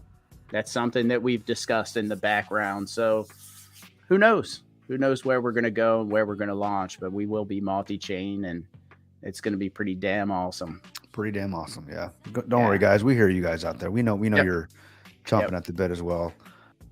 We want to do it right. Do it once. Do it right. Do it once. Mm-hmm. Right on. Good, Shadow. I see you did that. Good, man. Good. What's up, Richard? What's up, Richard? Got that Brian Legend shirt on there, Richard. Hippo happy. Hello, says, everybody. What's going on, He- man? He goes, "Hi, Kryptonian killing cats." He's talking about what I mentioned earlier. Yeah, that was good. That was good. Yeah, Brian Legend. He's a serial something, man. Either a serial scammer or a serial killer, man. I don't Got trust another him, man. guest. Yeah. Got it. But you're right. You're right. I could see him killing cats and shit. Guys, here's a cat. Yeah. Somebody left a dead cat at my porch, bro. That Right. was you. Yeah. Right. What's that, Fowler? Didn't he? What's up, buddy? Yo, He what's had, like, up, he was boys? saving a bird. What's that? What's that? Didn't he add like he took a picture, of himself saving a bird or something like that? Oh yeah, I Uh, remember I think that. I remember it. It's like Yeah. a pelican. It looked like them, like a pelican or something. Yeah. He probably hit it with his car and act like you got out and saved it. Right. On the way to the casino, because here in Right. Texas, when you're going from Texas to Louisiana, there's this damn freaking bridge right off I-10, and there's freaking birds flying all the time. I see him hit by cars all the time, but that's probably what he did. That's funny. Probably You're what he probably right, Kryptonian. I could see that shit. What's That's up, Sky, hilarious. bro? Trust me me when I say this. But you can also inspect, or you can trust and verify. If you go woke, you go broke, bro. And you know damn well I ain't never going woke. Yeah, I think he was referring to the carbon neutral Yeah. aspect of the project there. Look, So- you can still. Yeah. There's still opportunity there to help. And Yeah. unfortunately, we're like New York's being forced to go that way, Oh yeah. and that's kind of where it starts. They're being forced to go carbon neutral. Right Uh, now, you can volunteer to do it, like on your flights and things of that nature. But the government, at least here in the States, is going to mandate, and especially in like the UK, I believe they're going pretty heavy with emissions and stuff like that. You see groups vandalizing people's gas guzzling cars and stuff because people have gas Yeah, guzzlers. man. People are vandalizing I them think- because I they're think it was in the ruining the UK. environment. I big think it group was of in the Karens. UK. I saw some Yeah. some guys they jumped on a farm, or they went to go vandalize some vans or something. It was a manure or some sort of manure plant or something, and they were cutting the hoses. Or Oh, something that's like that. shitty. Yeah, it was funny, man, because you're like, don't do it, and they went and cut the hoses or whatever, and they got like shit all over them. Like, that was funny. Yeah. That's karma, man, right there. Yeah. It was funny. Oh, look at Star. Got the 3500 Denali. Damn. Yeah, one of my buddies just bought. What the hell did he just buy? Dang, what do you pulling buildings with that thing? Yeah, right. Yeah, that's 35 awesome, man. It's a dually Denali. I never heard of one of those, man. I just the have hell? a Silverado. That's all I got. We know, Chris. We know. Every time you talk about it, but anyway. Well, the problem is You anything. want me to I send you a work picture? at a I've seen it. I GM love your dealer, truck, so love your truck. say I work at a GM dealer. Denali could be any. I'm It could be sorry. the Yukon. It could be the Silverado. Could be not Right. GMC, but the Sierra. Right. What Denali? So in Nerd. that case, you're talking about a 500 truck. probably a pickup. I would think it's a truck. Yeah. Yeah, it's a truck. Yeah, my Yeah. buddy just bought an Excursion, the big V10 Excursion. Do you guys remember those? The older. Yeah. Oh, yeah. I Ford remember those. Excursions? Yeah. Yeah, freaking Yeah. My buddy literally the just damn scooped bus. one It's up. basically a bus know. without the windows, Yeah. man. I do love like it. the way the back doors Yeah. open up, Yeah. how they're like half doors, Mhm. with the That was one of my favorites right there. Yeah. Yeah, I Yep. remember those. Yeah, no doubt. Thanks for joining, Star. Always good to see you out there. Hope Yeah. everything's going well with you. And Sky High, just everybody's Hey, brain you is guys, you guys seen that video? What's up, Aller? That That one crypto- video what's with his the name? actors? Crypto King guy. No. This video about the Crypto King. Deuce. I guess. He Oh sold a yeah, whole he bunch ripped of off. money. Yeah, and Got he his got ass he got beat. kidnapped. Yeah. Yeah. Oh, Oh, yeah. yeah. I I've remember seen that story. one, I yeah. remember Yep. that was around the Safe Moon era. That's I what remember- needs to happen. Oh yeah, dude. Yeah, I guess Again, put these people on it notice. resurfaced. I guess it resurfaced or something, and they were talking about it. I guess somebody brought up. Did they- you see they had some type of Brian's court 6 case. foot History set doesn't ass repeat; it often in a rhymes. trunk of somebody's car? All That should be funny just seeing people get them in that fucking truck. Yeah, Yeah. that's what I'm saying. Yeah. Get your ass Or, in I'm that. sorry. in In the that UK, Civic. it's called a boot. I think. Oh, is it a boot? Is that what it's called? That's what the trunk's called. Yeah, the trunk's I mean, called but It a is, that's boot. yes. Yeah, the because the point bonnet, is- the bonnet is the hood. We need to get- we need to The get the bonnet. Isn't money that something a back. woman wears when she's driving a buggy? Yeah. I don't know. Yeah, Yeah, that kind of stuff is senseless and everything like that. That the bankruptcy, the guy that was a part of the bankruptcy, what was the investigator or whatever in that story? I mean, it's like we want to get the money back. I don't want any harm to come to anybody at all about any of that junk. And it seems like you're going the wrong direction, man. Let's work legally and the best way to get money back from the scammer. You know, Yeah. that's my point to it. And I know Yeah, that but how people often get does that emotional happen, and stuff, but it's like, dude, you're not going to get anywhere that way. That's just going to. though? I don't think we're gonna Just get take any 'em money out. back. I feel what Cortoni is talking about, man. Like, what's the chances of us getting it back versus us actually, somebody getting their hands on them? You know what I'm saying? Like, Yeah. the chances are high you're gonna get your hands on them more than you Yeah, get that more your you get hands them on the money. I'm not saying I'm gonna put my hands on them. Right. I don't like to put my hands on Chris shit. Tony's gonna put his hands on him. No, I'm not, man. If he comes to much America to and if I lose. happen to run into the guy, I'll probably have a word with him. Yeah, you got too much to lose, man. That's the Yeah. problem. Yeah. That is the problem. But hey, I know. I'd be like, hey man, I know you because he's like Yeah. super ass tall and shit. You know?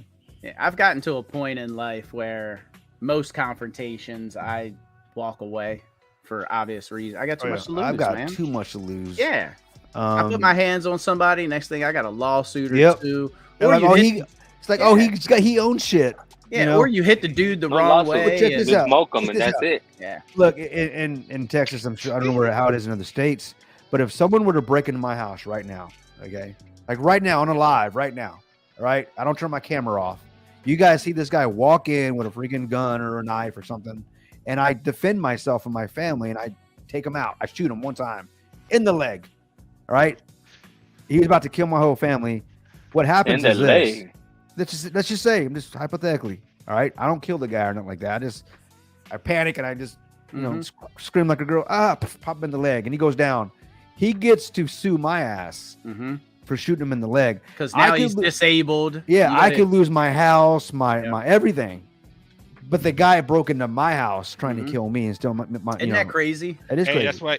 Don't y'all get like? Isn't it like a felony X to do a home invasion in Texas? Like, I guess that's because here A where I'm felony. at, it's like felony X. So like, pretty much in Chicago, right? Like, if you come in my house and you're armed, like you're dead, dude. Like, there's no. Oh yeah, no matter- window. Yeah, you're right. You're right. As soon as the arm comes in the window, if you got a knife or a gun in your hand, Sure. I have the legal right to protect myself until the threat has been diminished. Yeah, he could be crawling away. He could be crawling away, and I could just walk right over him. No, unfortunately, in Texas, unless it's changed, if he's crawling out my window and I'm shooting him, it looks bad on me. You gotta drag him back in and turn Yeah, I him literally around. gotta drag him back in. Pretty much, yeah. Take another shot or two. Where are you going? Come Where on, you going, bro?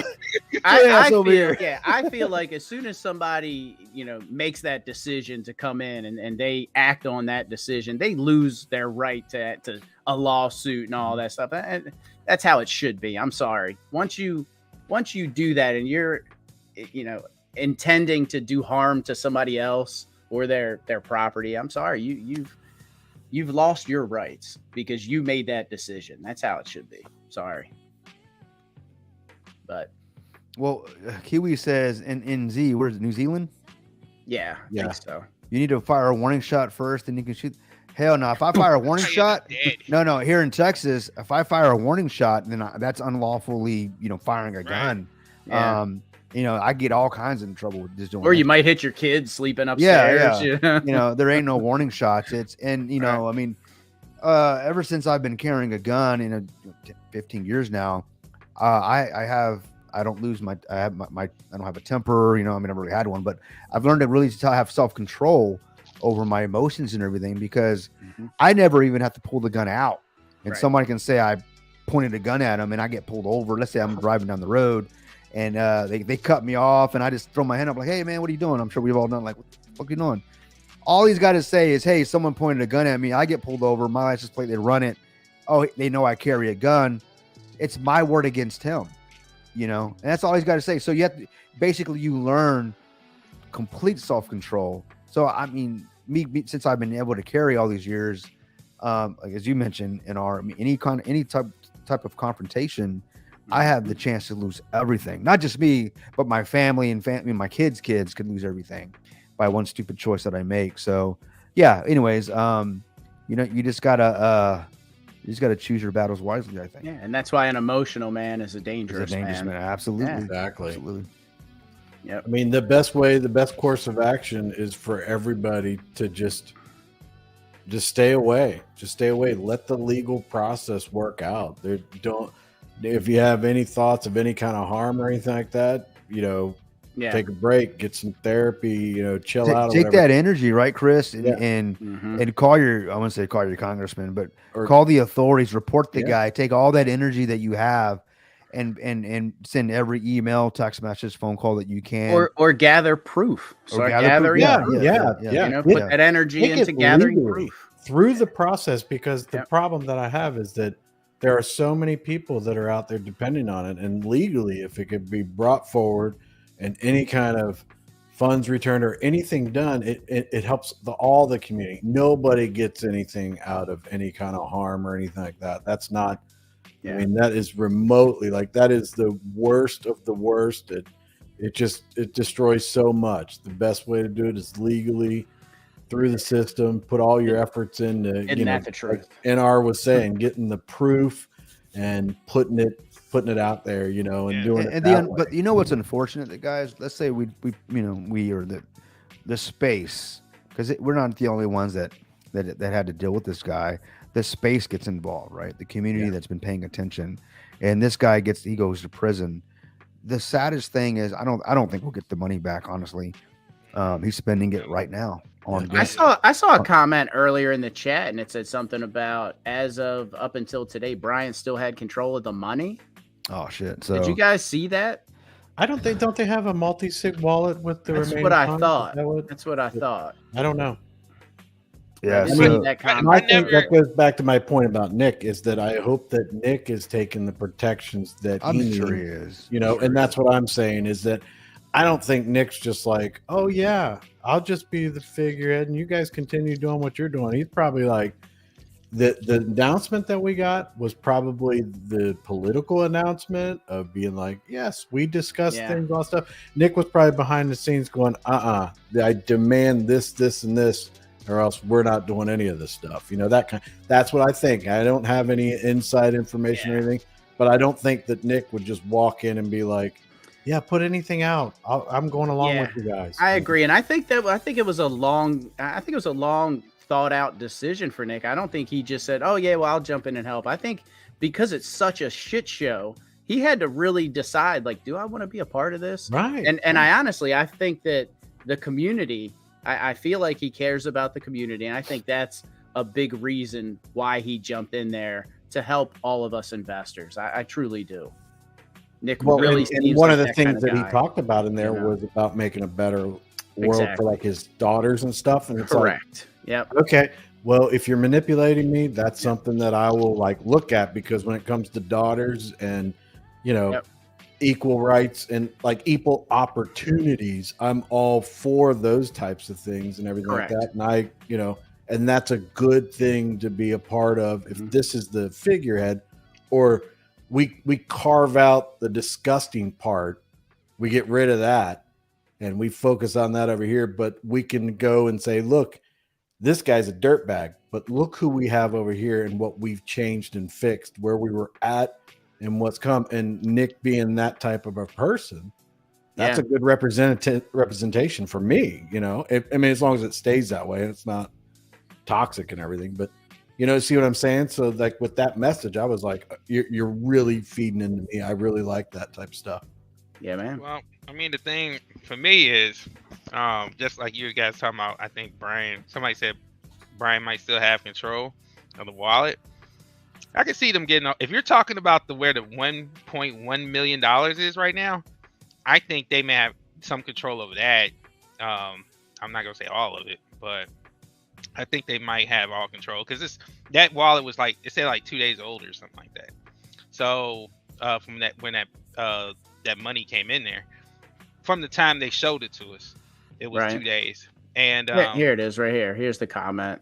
The money is still in Brian's possession unless that has changed today. Yeah. So Oh. I mean, the one if we're Yeah. talking about Yeah. we're talking about that 1.1, yeah, that's visibly for us to see, Yeah. but there's a lot of money still missing out, and that's another thing.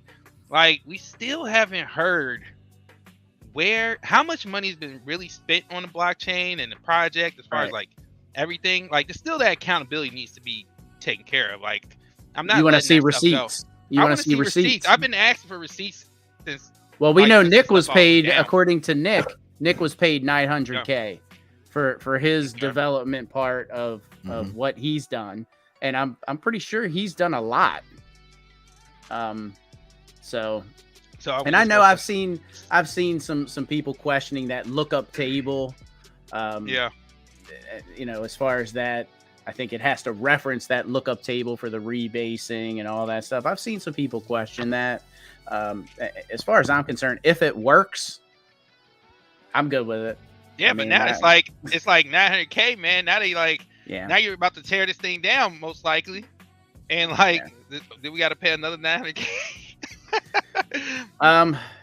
Yeah, I guess we'll see, man. You know, Yeah, we're I think we're not Nick- paying Nick should shit. bring that to life. Right. Yeah. Well, What what do you did guys? Compton say? I didn't hear him. I said Nick should bring all that to light. Like, if he's Oh. able to get receipts Yeah. and stuff like that from the blockchain, he should bring that to light. Also, I did mention to Greg about changing, like, what about changing the name of Vulcan, right? Because Vulcan, if you look for Vulcan, it's attached to Brian Legend. However, Yeah. since you guys, whoever has the nodes, you guys KYC already, Vulcan is already on the paperwork. So The- then the problem, that though, will is- prolong the process. The problem though is rebranding costs money, and it's not inexpensive to rebrand. We broke. Exactly. Hey. So what? Hey, can I ask you Yeah. guys this? And this is a joke, okay? But what if you woke up a couple days from now? Well, next week. Let's just say Monday next week, and they were like, "Hey guys, we're rebranding. It's called Yomp." All right, Father. That's where the pitchfork should really come out. Man. Yeah. Well, you know what? I don't think it'll cost a lot of money because they haven't even, promoted this thing out there yet. So, I mean, I don't know how much it will cost to change it on the KYC, how long that process will take. But I mean, as long as they put the bill, give me my $300 back. Well, You know, give for me the a voucher. nodes and the KY, yeah. Give me a voucher because I've already, I've KYC'd, right? Yeah, and I don't think anybody yeah. wants to repay that money and all that. But So I I do have these a are all question. things that Nick's probably working on. So, I mean, next Thursday, hopefully, all these things that we talk about for the next week are going to be like, oh, okay, that's do you have what an he's gonna AMA do. or something like that next Thursday? He's got one scheduled for next week. Yeah. Next In a Thursday. week. Yeah. So what happens if so they set the deadline for node KYC. They set the deadline for snapshots for light nodes, meaning that, if they're in a different wallet. So what happens if you miss the KYC deadline? Is your node NFT just worthless at this point? Or was that deadline just for onboarding for Onboarding. mainnet? My understanding it was onboarding, unless it's changed. Just for mainnet. For mainnet, yeah. So if you have a node, or if let's just say, well, I guess I'm already KYC'd. So if I acquire another node, I'm good. I just have to notify Assured DeFi. But let's just say somebody that hasn't KYC'd yet acquires another node. Are they able to still KYC? And then what happens? They just won't be ready for mainnet, like when it launches, and they can onboard later in the future. Like, is that kind of how it works? I had someone asking me today. That's why I don't know. I'm Well, sure you're like the expert on nodes, man. Whenever Yeah. I get a question on nodes, I'm like, talk to NR. So, Yeah, you're from my understanding, when I asked, it was basically the node was a paperweight. That's what I got. Like, if you haven't KYC'd already, you're assed out. Sorry, you might as well sell it to somebody who's KYC'd. That's that's kind of not- what I took away from when I asked in the Discord. But that sucks. Well, Yeah. I got a question for you, guys. I mean, I don't gotta know, but I have a question because I saw this Nick in Nick's little announcement earlier today. He said it was he was talking to him almost, when people start throwing stuff out, throwing it out there, it's kind of almost like a feeler. Like, let me see how people feel about something. he was talking about proof of consensus versus, I mean, proof of authority, and then Yes. talking about I think proof of stake, POS. So if they, like I said, if they tear this down and try to go to some, you know, I'm not gonna say basic, but like featureless compared to what the original Vulcan blockchain tokenomics and stuff was. If they switch to a proof of stake, what is that gonna do for all you guys that have nodes? Like, I mean, it's like what 1,500 is light nodes, and then there's 500 full nodes. Mhm. And I'm pretty sure if you go to proof of stake, you definitely don't need all that amount of Correct. nodes, because of I think it's And here's flagged or something like that. here's another question: does BL own any of the nodes? Mm. I think they should investigate and see if he owns any of the nodes, because I would not be surprised. I'm sure, unless he Yeah, thought it was bullshit from the beginning. Yeah, I think next week they should come out. Nick should come out and speak on it and really put this to death with Brian Leslie. And then, you know, what about blacklisting his wallets, man? They really need to do that. You know, they might be coming up with some type of strategy, but one thing that I do know that at this particular time, I don't see how they actually can make any public statements one way or the other in any kind of area, because I mean, basically anything that they say, they'll be, you know, could be used against them. Is that Brian's girlfriend? No. That's Brian Legend.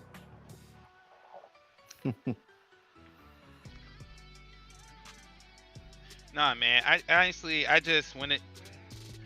really want to say that they're taking like a real proactive go at this, man. Like, I really do want to say that.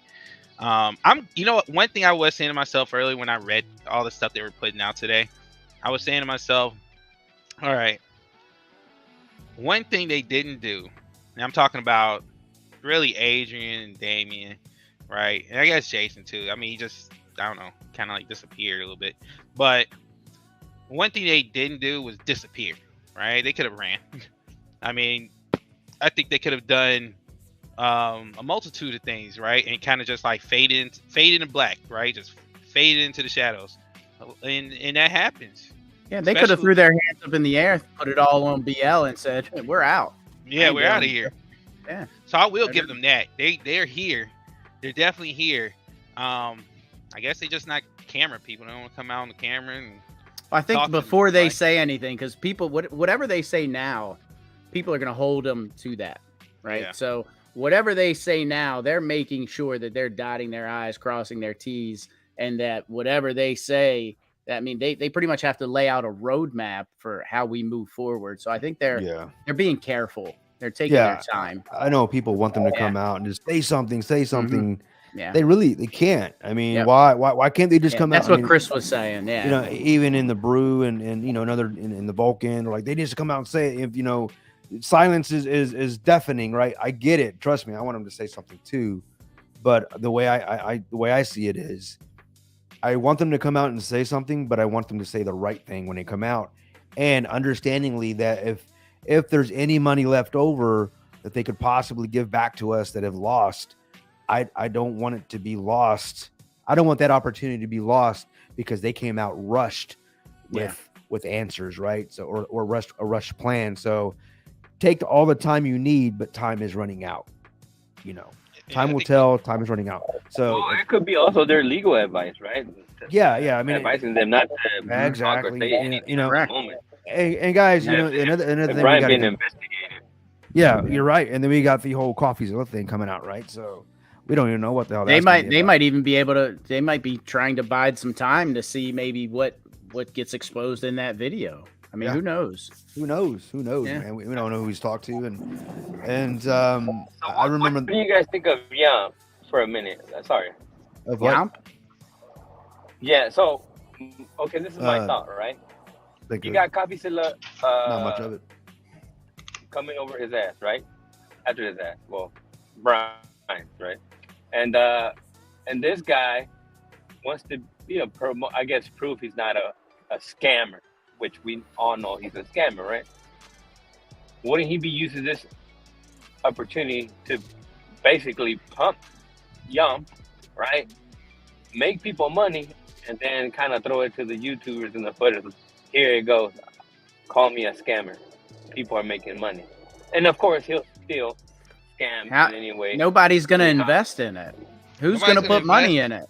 And then on top of that, we can't even tell because guess what? We know he even confirmed himself. He watched trade, so it's like Yeah, nobody's going to put money into Yomp. I mean, I just he'll do it. He'll put his own money in it. Yeah. He'll be trading it himself, playing, with all his alts and several thousand wallets or whatever he does. He'll be the only one because I don't know anybody that's going to throw money into that thing.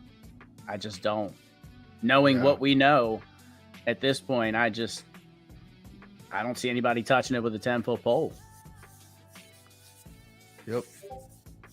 And it's almost sad what he's doing considering what he did.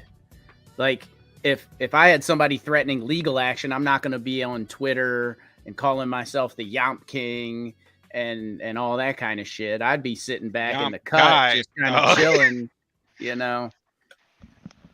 my man Yeah, said Yomp he's God. Yomp God, Yomp Yeah. King, man. bow down. And I think Kryptonian is on to something there. I think he's doing it to kind of throw it back in our faces. He's kind of doing it kind of tongue in cheek, basically saying, F you guys. Mhm. I think he's doing it like a slap in the face. Oh, I you mean, guys wanted to get rid of me? Here, I'm He's here troll- and doing this. I He's see it as trolling the I community, see it's yeah. a troll. Yeah. Yeah.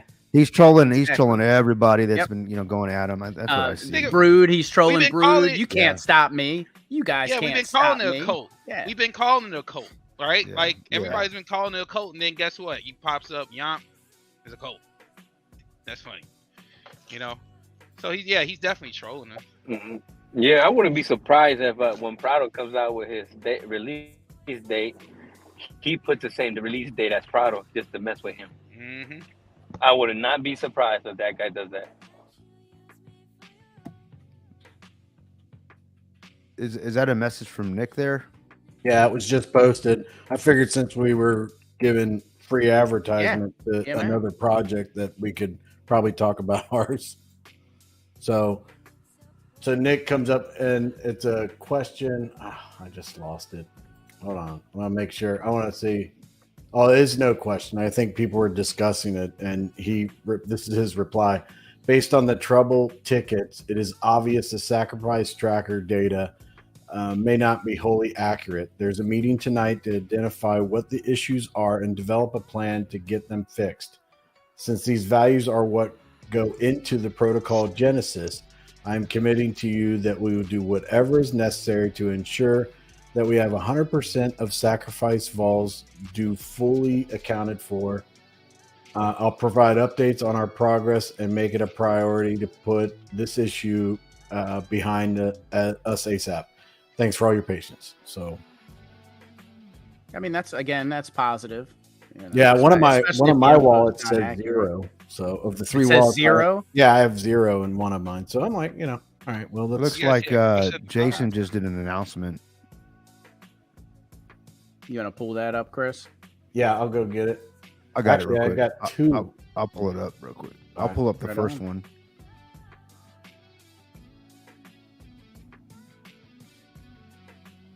There it goes. So I'm going to show you how to actually do a screenshot. You're going to show me how to do it? Yeah, I Well, mean, you know, you supposedly pull, Nick- go ahead. Supposedly Nick knows Elon Musk, man. Maybe we can get some VC money. I think that was Nah. somewhat of a. I saw someone say that it was a rumor and Yeah, I don't and think all that Elon. stuff, so. Unless it's Doge, he ain't touching it. Yeah. Yeah. Yeah, have you got the announcement? There it is. How is that like putting it? Try, Okay. guys. Now I still can't see it. So how did you do it better? Oh, you can't see it. I'm sorry. Let me help you There out. you go. Okay, now you did it better. All right. Yeah, Okay, there. there you go. I had to put it in bifocal mode. There you go. Yeah. You gotta scale it up to 150%, I can just, whatever. Don't. If you take me out, you take the announcement out. Let's finish this one. Let's finish the segment. But go ahead, Calm down, Chris. Colonel. I'll let you. Yeah, no, man, he's been mean to me, Compton. Get I'm him. sorry, but Lately, Do we- huh? Do we want to going read on? this thing out? Do we want to read this thing out, or yeah, Oh. have at it. It's on your screen. It's all blurry on mine. all right? Go It ahead. is? On this live stream, we celebrate Nick Caliani stepping into the role of core team lead of Vulcan Blockchain. With new leadership, we should expect changes that will ensure sustainability of the Vulcan blockchain with the best interest of not only early investors, but everyone participating on the network. Nick will go through the new core team proposal with facts of what could have happened and what can happen to be successful. Let's all support Nick by tuning in with an open mind, knowing that your input is valuable. So once you have time to get your thoughts around it, we will ask for your input. Some other quick facts about Nick Caliani. Nick is co-founder of Decentology, Hyperverse DAO, an organization devoted to making Web3 development easy for developers. Additionally, also a co-founder of Nifty Dreams DAO, a collective focused on using Web3 to make it possible for every artist in the world to have a sustainable income. And I'm assuming this is a statement from Nick. As an entrepreneur, I wear every hat needed to make my startup a success, but I'm most passionate about building innovative products from inception through alpha, beta, and production. Writing code is and always will be fun for me, but so is leadership. Recruiting people to my team, getting them to believe in the vision, and collaborating to realize that vision brings me great joy and is what I excel at. There it is. Pretty good statement. I mean, I somebody asked earlier if Brood said some negative stuff about Nick. I think I saw something, but I'm not going to speak on it because I don't know what that is. Nick seems to be, from what I can tell, a straight shooter. He seems to be very knowledgeable in the Web3 and blockchain space. So he seems to be our guy. Hopefully, I don't know of anything negative. So, Like I said, we need MJ. All right, like I think I said in my video, Yeah. man. Like I said, we need Yeah. MJ. We in a bind here, man. We down by 20. You know what Yeah. I'm saying? We need somebody to come out and just make a miracle happen. So if it's Nick, that's the guy, man. And I'll take that. Like I've always gotten good vibes from Nick. I think somebody said it. He's always been enthusiastic since he first came in. I agree. So we I have did- a response. I did see this one, so I'm going to do that. Go ahead, Chris. This is a response from Nick when asked to jump on our live. He says, "I appreciate it. Thanks so much. I want to be a bit measured and focused on more results and less talk. Let me get this plan done and presented, and I promise I'll be a regular again. Thank you." There you go. Sounds like a Alright, leader to cool. me. Yeah, that sounds like. I mean, you Yeah. know, him coming on, that'd be great. But at the same time, it's like, you know, No, I would- he sounds like a many of CEOs and VPs that I speak with on the daily. So he talks just like that. So Yeah, I mean- good on you, Nick. Good answer, man. yeah, You know, awesome. Thanks, Nick. I had Nick. I don't know if you guys remember. I had Nick Mhm. for AMA once upon a time Yep. on for and show. and that was Biz was working on that in the background to try Yeah. to get him to come on and everything. So I want to make sure that that's clear that it wasn't. It was Biz that was working. Yeah, and I was gonna say, like, just as far as the guy I met when it came to Nick, I mean, Nick, he's straight. He's really like straight to the point. Like he's a straight to the point type dude. And, like I always appreciate that. Yeah. Sometimes you might not like what you hear, but you know what you're Yeah. gonna get. I respect that. Yeah, he doesn't like kind of like beat around. Yeah, he doesn't beat around the bush at all. Like I asked him a couple things, boom, he just gave you the answer, and then just keep it flowing. Like, Yeah.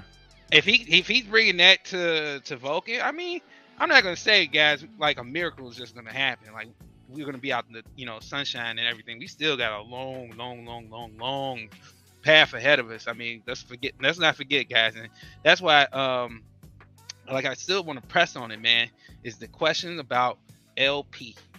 LP it has to be the topic number one every single time we talk about the situation with Vulcan.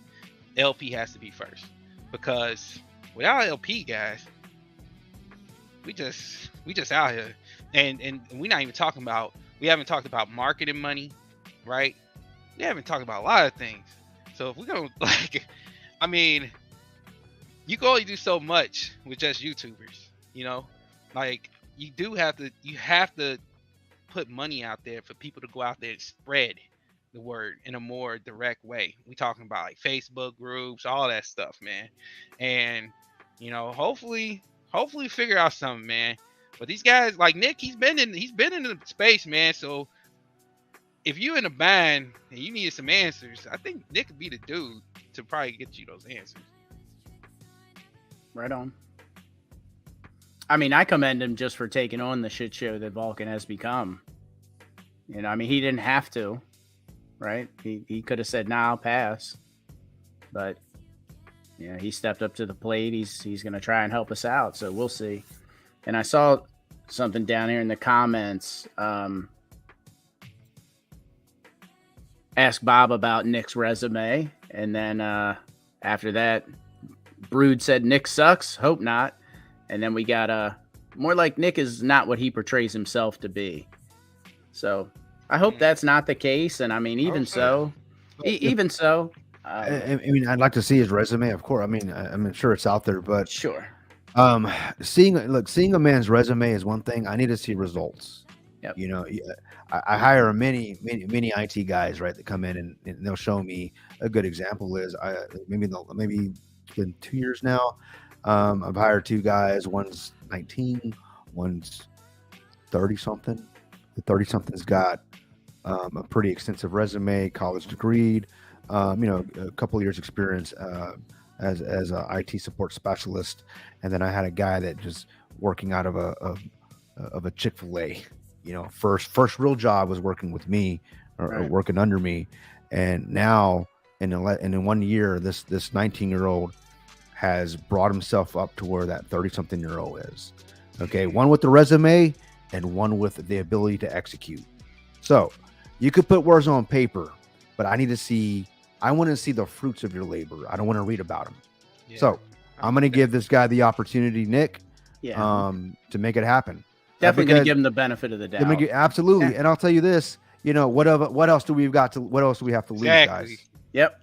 What else do we have to? So Nick, do your thing, man. We're all watching. So make it happen. Make it happen. Do it right. Do it once. And then we'll go from here. We'll go from there, right? Yeah. And I'm with you, Kryptonian. I think we give him the benefit of the doubt. I don't think we should be judging him by his resume or maybe even some of the things he's done in the past. He stepped up to the challenge. Again, he didn't have to do that. That's right. He could have said, they could have presented it to him. He's like, "Nah, I'm good. I'm not touching this shit. I'm out of here. Yeah, I'm out. I don't want nothing to do with this." Brian, let's throw me under the bus. There's a possibility he may still say that, right? I mean, at the end of the day. Yeah. However, if he can at least give us that old college try, or say, "Look, it's beyond repair or beyond reproach," right? I mean, then but at least tell us. Don't just leave us hanging. And that's what we want. That's what we want from everybody, right? That's what we want from the team, Nick, and whoever's taking the charge here. Yep. And Sky High's, I mean, he's 150% right here. We didn't get into this mess overnight, and we're not going to get out of it overnight either. And that's well said, Sky High. That's so very true. Mm-hmm. A fast launch is silly. There's a lot to do. There's a lot to uncover. Again, I don't want him to just throw the blockchain up and I want it done until a full investigation, a deep dive has been done. Does BL have additional wallets? Does BL own nodes? I mean, there's a lot of stuff that still needs to be talked about, needs to be uncovered, needs to be dug into. So yeah, I think a fast launch would be a mistake. I truly do. No doubt. Right. Yeah. Well, right with you. Here's the question then. Now that you brought that up, man. Mm-hmm. If that's the case, at this point, do you think they should be 150%, like out front? Like, hey, what's our realistic timeline for this blockchain? Like, I mean, do they tell us that, or do they try to keep fluffing us? So here's the thing with timelines, and I think Kryptonian and I can definitely speak on this one because we're kind of in the middle of it as well. So we're building Prism, and we made an announcement probably 2 months ago that, hey, we're really close to launching, and things changed. So Yeah. I don't think they should give an actual date of launch or anything like that. They can give us a roundabout, Q4. Yeah, that's what I'm really looking for. Is it realistic for Q4? Are we looking at Yeah. next year? I would like for them to be that transparent, yes, Right. but I certainly, we certainly know that. And the that we things can't that hold change them in to it. our, Yeah. and for clarity, the things we didn't hit roadblocks. We saw more opportunity to make this thing better. We than wanted we to originally thought. add. Correct. Right. So it's not that we couldn't make it happen. We just our devs, our senior dev was like, if you give us more time, we can give you guys what you really want to do. So that's what we're doing. So yeah, we understand that. Hey, we thought it was going to be out a lot sooner, but we know waiting for this thing is definitely be well worth the wait. So, and in regards to Vulcan, I'm okay waiting as long as when they actually launch it, it may not be what we actually wanted or signed up for, but as long as it's something that's sustainable and we can build off of at the end of the day. And they give the taxes back to no. Absolutely. I mean, yeah. So Nick, if you're listening, man, taxes would be great. I think he even made a comment on that. That's what we were sold. He did. Yeah, that's what we were sold. Yeah, he said it was possible to do on a contract level. Yeah. I'm not trying to get rich off this, Nick. I just want to get. I want what I bought. That's it. I just want to get what I was sold. That's it. Yeah. At the end of the day. Yeah. Nothing wrong with that. And Life's Greet and CO said Nick's more of a contractor. He seems to sub most work out. Nothing wrong with that if he can put together a good team. Yeah. And that's a great point. Even if he is a contractor, that means he knows mofos. Knows people. Right. Yeah. So, and me personally, I'm even in my space, in the automotive space, I'm a master tech. I got this certification. I'm a advanced engine expert, electric, all kind of shit. I got tons of, but there are people that are better at certain things than I am. And I know who they are. So, the fact that Nick is able and has that network, I think that's a positive. Yeah, I can speak to that from project management point of view and stuff like that, because I would say 10% of the people that I deal with are stakeholders and 90% are contractors. So, and pulling in different contractors for different levels of authority and different, experiences and stuff like that is a constant thing. And I would almost think I know nothing about blockchains. I know nothing about projects or anything like that. I just know I look at the chart. So whatever happens before it gets on the chart, I have no idea. But to me, as an outsider, I would think that I would if I had a team and I was bringing something like a token or a blockchain or something to market, that my team and I would not be the experts. We would never depend on us. We would depend on bringing people in for certain areas and stuff, and that's where we would. And like going back to the thing that we talked about when Prisma had their issues with their launch and everything, Arizona emissions. These are all things that we would negotiate in any kind of contractor type contract for this stuff. So, hopefully Nick is well versed in that area. I mean, I think it's the same. Mine's more like, construction and product manufacturing and things like that around the world. But I think I see the similarities, Chris. Yeah, the structure is basically the same. Yeah. Well, you're not not being building a building with steel and concrete. We're talking about building someone's got to work on this part, and all those. It all comes together, as a schedule and planning. So with that being said, Chris, right? I mean, obviously, we know that you don't have like massive experience in development or like that. I mean, obviously, it's not your thing, but you do come from the bricks and mortar, the bricks and mortar, yes, a way of life or business, right? So at the end of the day, you understand relationships, you understand contracts, you understand execution, business to business, business to consumer. You understand the fundamentals of running a business, right? Timelines and Yeah, delays absolutely, right? So just understanding the fundamentals of running a business, right? I even because I know you can go super deep down that hole. I know you got massive experience because of your success. What? I thought you were gonna say because I'm old. No, man, no. Well, that too. But Yeah, that too. But Thanks, but- Anar. Now you've joined on. not at all. No, I know of your based on as long as I've known you, Chris, I know you know what you're talking about. So let's put technology aside. Let's look at just how the team now, as we know it to be today. Now they're bringing in Nick, and Nick's part of the team. There are some expectations here, at least from my perspective. I don't have near the business experience that you have, but yes, the technology, isn't the problem. It's I think it's the way they're running the business was the problem. With Brian Legend, we're not running the business and letting not Brian running run the it. business, Yeah. right? So with that being said, I'm going to be looking for certain flags from the team now, right? The point that you're talking about, I don't want to interrupt you in the middle go of ahead, it, but this No, is go ahead, one go ahead. thing that I find very, I don't understand this. That's where it bothers me. If it was me and we were in this situation, we're bringing a product to market, right? So, but it's in crypto, whatever, same thing, structure, same. But wouldn't there be the negotiated contract that we would have with a certain, say, to build a blockchain? Wouldn't there be some milestones that they would have to actually accomplish before they would actually receive payment, and that the percentage would be based on the milestones being met? And then if they didn't make certain milestones, there would be some type of a penalty as to the delay and stuff? You would Because think. because the way I would That's see how it it is in the real world. yeah, if we had a launch date of September 1st, I'm not saying this year or whatever, just say September 1st, and we started working on it in March, and there was a 45-day milestone for each area, like broken out, a high view, that you had to have certain things done. Wouldn't that be something that you could present to the public, that the blockchain developers have met the first milestone?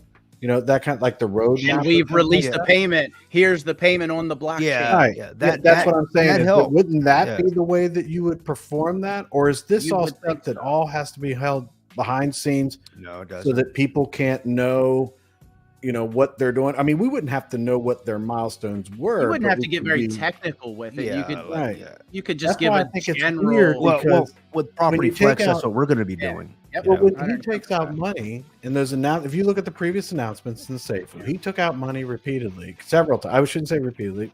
I think on two occasions. One was 1.2 million and one was 1.5 million, where he states that the blockchain's pretty much paid for.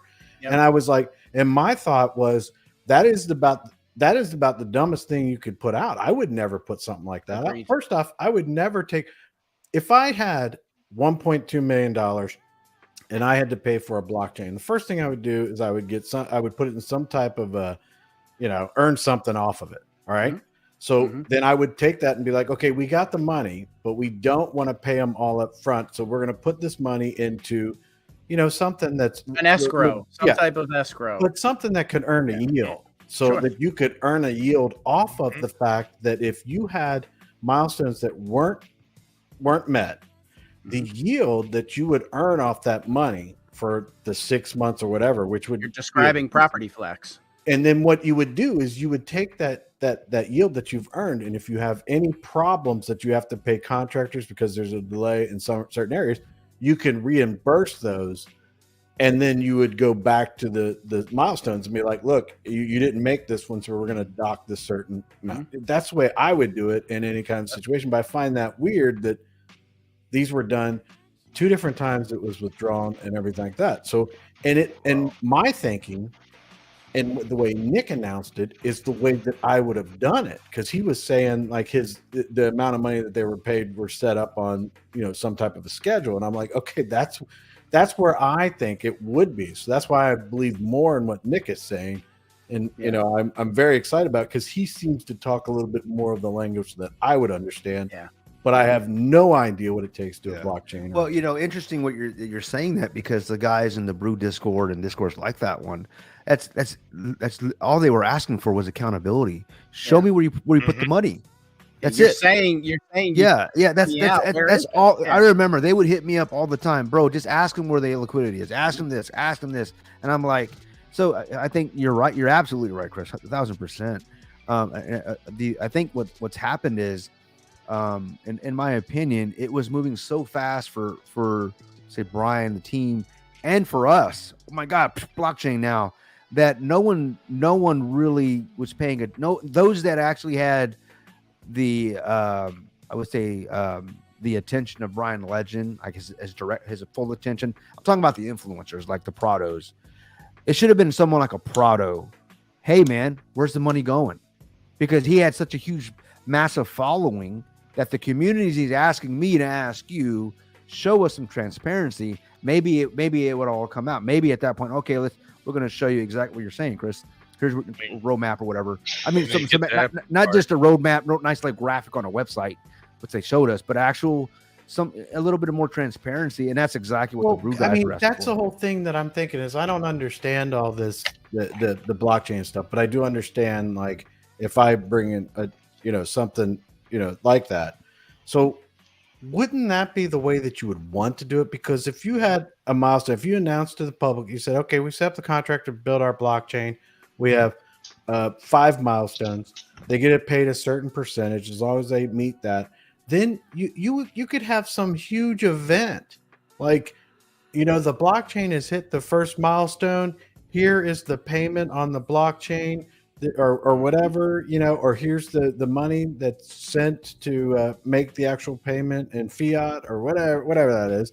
And just do a big old hoopla ha thing, and everybody's in the community all excited on. And each one of those milestones, they could be like counting down. But Yeah.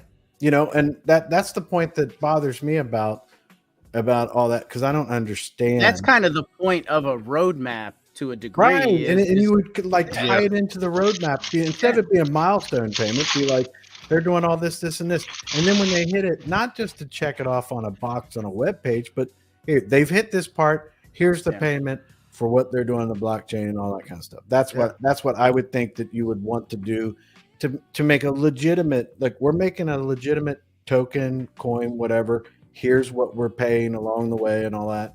I don't know how that how long does it take to make a token? I don't know how that kind of stuff works. And if it's like a one-time deal, you pay them and they make it and they give it to you and your token is there or whatever, or launched or whatever. Yeah. So then that raises the question of, Brian took that money out. Did Brian put that right in Brian's pocket? Well, right that's into the his part that I don't PIO understand is you're missing. If Brian is such a marketing genius, this is where my problem lies. Self-proclaimed. I look back at things and I'm like, this is not right. And you can't blame YouTubers, you can't blame Daniel and all that kind of stuff, because what they're being told is this is how we're doing it. It's like, okay, unless you have like an inkling to work with contractors and stuff like that, you probably wouldn't have thought this way. But if Brian is such a marketing genius, wouldn't that be something that you could just ignite the community and you would create so much FOMO and people wanting to get into this when it actually launches, because they've seen these milestones over the last 6 months and how people get pumped up. You do a blitz on all social media and everything where we've hit our first milestone. Woo! And then getting to the next one, then we're like, we're super close to the 5th one. After that, we'll do our audits and we'll launch, and everybody, and that whole 6 months, there'd be people all over the world. They'll be like, I can't wait to get into this. So I don't buy this whole I'm a marketing genius thing. I think you're a scammer genius. You figure out you're a genius at figuring out way to take money from innocent people. Yeah, he's a scamming fucktard. Well, to your point, Chris. Sorry, guys. If anybody want to add to that, I want to throw something. You're in good, there. man. Go ahead. I haven't heard from Fowler or Compton. You guys good? Oh no, man. Go ahead. All right. Take word. Alex taking it all in, smoking a blunt. Yeah, he knows. Oh, he do. But on your point, Chris, you said some things that it's not like Prado's fault and all that. You guys like Prado. I'm not singling him out, but the community, you put me in there. Agree. YouTubers, YouTubers, right? Yeah. The challenge is, and I'll go back to this, is that it's not that Prado, and of course I didn't expect Prado. I'm going to use him as an example because he was the arrowhead on the spear, okay, or I'm talking about Mhm. He was at the front of the Yeah. line. He had Yeah. the direct connection with Brian Legend. Mhm. So the problem is when people would actually ask the questions, they were shut down Mhm. in the discords. So I think these questions would have absolutely come up, and what you were talking about would have happened, Chris, had that control not been put in The place. censorship. I think if, and I'm going to just say it, and I believe this. I believe if the censorship wasn't there, I don't think Prado would have been in such looked at as the way he is now, because he would have been like, hey, everyone's asking us, Brian, you got to ask. But he almost got enabled Brian saying, shut him down, and then getting super chats and shit, whatever. Point is that he's like, well, I got to protect the bag, right? But I'm not picking on the guy. I just see the control, the censorship. It just did not facilitate what you're talking about, which would have been perfect, Chris. I Well, think it if didn't it facilitate transparency at all, And- transparency, the yeah. guys in Brew would ask Yeah. questions, or not even ask questions, make suggestions, shut down. So I think that definitely would have helped, and that's why it's super important that in any Discord, you're running any project, if you're in my Discords, for Property Flex, as long as you're not putting up something that's just completely disgusting, violent, offensive, offensive threats of yeah. violence, but if you got questions, we're going to ask you, man. I mean, at the end of the Did day, you say Property Flex? Property Flex? Yeah. Okay, I'm the head moderator of there, and I cannot control power, so I will ban you just for looking. Yeah, you can actually ban me. You have that much power, honestly. I'm kidding. Well, you saw I'm it- not going to ban anybody. You know- saw I it know even that. in YouTube video comments, like even during lives. I mean, people were just being completely censored. And yeah, we should have been like, But what the- that's why I made Chris the head moderator, because he's going to allow those conversations. yeah, to well, continue. because as I've watched Chris, I'm an observer of people.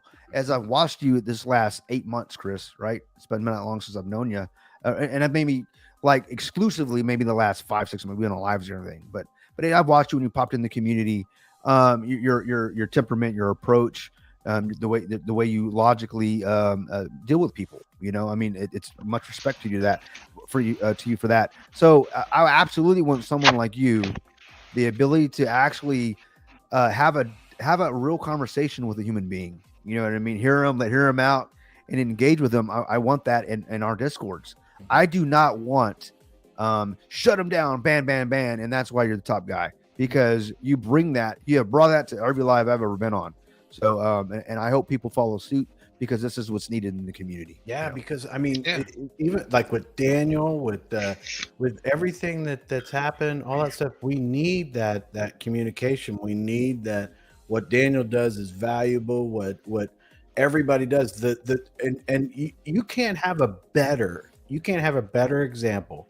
And I don't know if I have the time, but I really want to find out the person that had the comment about bringing Nick on in the Vulcan Discord, because you can't have a better example of, it takes all of us. Just because we're up here does not mean anything. And if you want to come on here and be like, Chris is stupid because he should have this, and I'd be like, you know what, you're right. I mean, I am stupid, and we need to have that, because you can't just discount people because you disagree with how they, if they don't like you got to listen to them.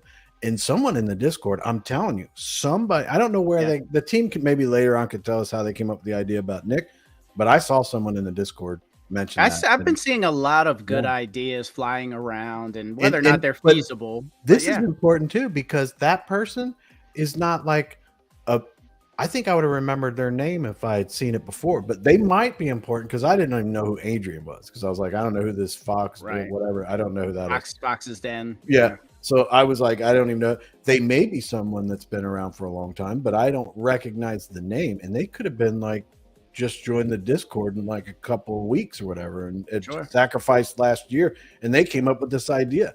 And that's why it's super important to listen to all the ideas if you can. Yeah, and I'll tell you another thing that I see is somewhat of a positive. I don't know if you guys will agree with me here or not, but you didn't hear Nick come in and say anything about Jason, because Jason's still on the team. Mm-hmm. He's obviously still friends with Brian, because Brian said something. Whether or not that's true, we don't know.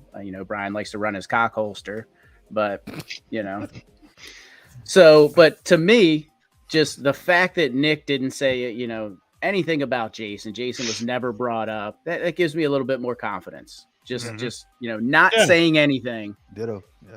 Yeah, and gives this me is that a, confidence. this is a valuable. Sometimes point it's here. what's not said. You know what I mean? See, So- yeah, this is a valuable point here from G.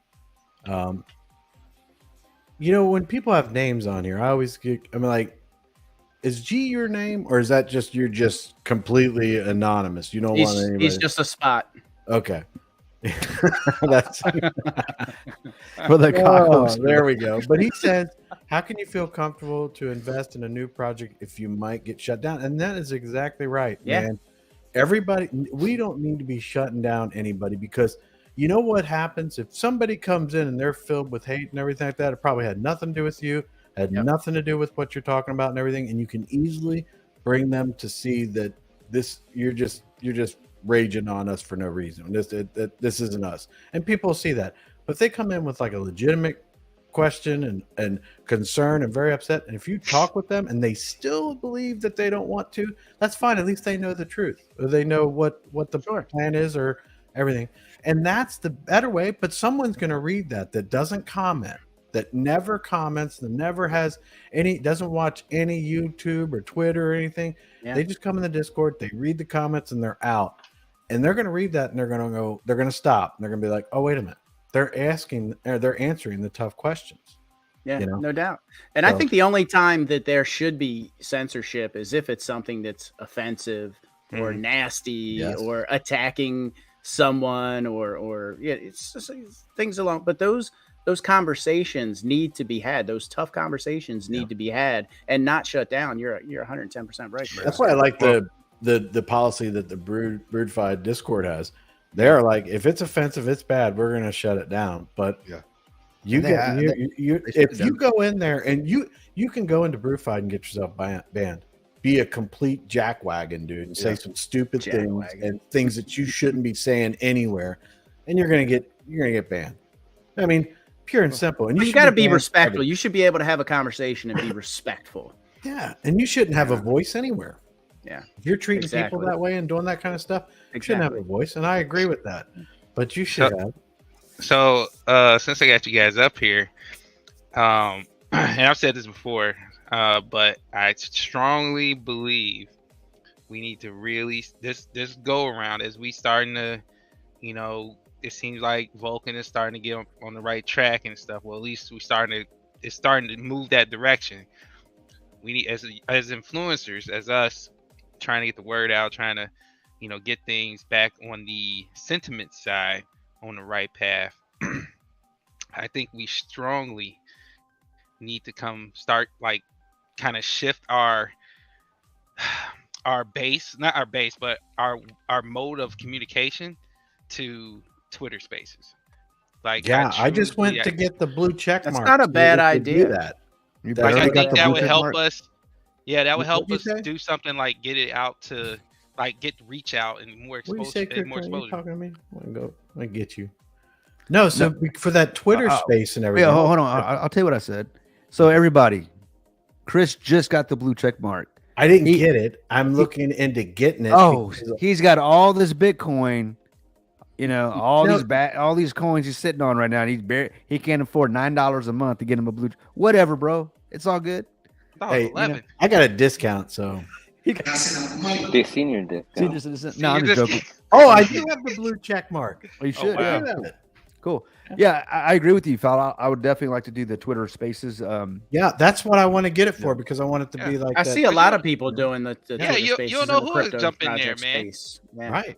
I want to bring attention. I think that's because usually when you do your Discord AMAs and stuff, you're just reaching to your community. Right, it's a bubble, man. And that's what I've always been complaining about for the past since the beginning of years, that we've always been in this bubble, man. Well, Nick's very active on Twitter, so you may get Twitter Spaces. I think Nick's even done a few for his Nifty Dreams. Yeah. So I think you'll probably be seeing that. I think that's something else he'll bring to the table. And just bring that up again, Fowler. As us, for us to start doing it, man, because it will only help the reach. We don't have to wait for them, man. To do the Twitter. We space. can do a Twitter space right now. We Yeah, Right, did it- they can have Fowler us and I come did on it the other night. Not Mhm. Twitter, Yeah, but we in the did it on Discord. Discord, but even that, like, we went from, it was literally me and Chris. We were in Discord just shooting the shit. That's all we were doing. Yep. And I guess people just kind of like saw us, and they were like, just kept coming in, and coming in. It was like 60 people in the Discord. So Right on. imagine on Twitter Spaces. Yeah, Yeah, and that, Nah, that's I the agree, point. man. Yeah, yeah. I think that's awesome. I think that's a great idea and everything. As long as the blockchain is going in the right direction and they're making good decisions for the community, they'll have my complete support. But again, I have to say that if I see something and I can verify that that's not right, that's going to hurt a lot of people, I will be calling it out. And you know, this is not, to me, this is not like, okay, Nick's here, it's saved. It's like, okay, this is a good start. We're going the right direction. Yeah. And I will keep an eye out. And I think Nick is going to see those things. I think it's going to be pretty much cruise control, because he's going to tell us that, okay, this is not right. He's going to be honest with those things. I truly think that. I think I'll be the last person to bring anything up. If it gets to me, there's a whole lot of people before me that are going to be sounding the alarm. So, you know what I mean? Yeah, I concur with what you're saying, though, Chris. I think Nick is going to be, he's always seemed to be a straight shooter, like Fowler was saying. He tells it like it is. He gets right to the point. And like Superstar Mazza says here, someone who stands for nothing will fall for anything. I love that saying. It's so true. It's the truth. Yeah. Nick looks and sounds like a leader. I guess that's what he was going for. I now have hope Vol may have a chance to succeed. Time will tell, but it's definitely a bonus having Nick to guide us. And that's exactly what Chris was just saying. And I think we all agree with that. It's definitely a step in the right direction. It's a check in the positive column for Vulcan moving forward. And all we can do at this point is try to keep it positive, but you can't ignore the negatives at the same time, because there are some things that need to be addressed. There are, Well, that's why I think it'll be so different, because I think that Nick will be identifying those things for us. Yeah. I think Nick will be telling us, because I mean, agreed. If Nick doesn't, there's a whole community of people out there that take that one person I was talking about that comes into Vulcan Discord and just reads the comments and everything like that. Mm-hmm. If they see something and Nick's not identified or not bringing it up or whatever, just like I've had that problem with my wallet ever since they started rebasing, it says 0. So I'm like, all right, I'll just let that, whatever. I am correct. They turn rebasing off, right? Or they're going to. That's Friday, I think, right? Yeah. Okay. But good. But that person sees something like that, and Nick's not talking about it, they bring it up. How many people do you think in the Brewfied and the Vulcan Discord are going to be like, yeah, they're right, and the demand an answer? So Nick will be, but I think Nick will be proactive on those things, and that's where I think that it's, if it really gets to me, by the time it gets to me, there will be a whole lot more people in front of me that have been like warning that this is not right, this isn't going to work, or whatever. Yeah, no doubt. On what he was saying, the last comment, was it the one talking about Nick, where he says he's a little bit more hopeful. Yeah, he it's a bonus to have Nick there. This reminds me of this here. We say this all the time that nothing is guaranteed in anything in life, but that is the truth. Nothing is guaranteed, but everything stands a chance, and it stands a chance whenever you have the right team, the right focus, the right momentum. I mean, everything has to line up, it's almost like magic. The stars have to line up, and I think that's what we've been missing the last year and a half. Here is we've been expecting this guarantee. It was set in stone, done deal. And now we realize it was never that at all. But now I believe we stand a chance, not just because Nick is now on the team, but because now the team is listening to the community. All right. No one wants this to be more successful than us. Yes, team, we know you want to. We know you want to be able to put that notch in your belt.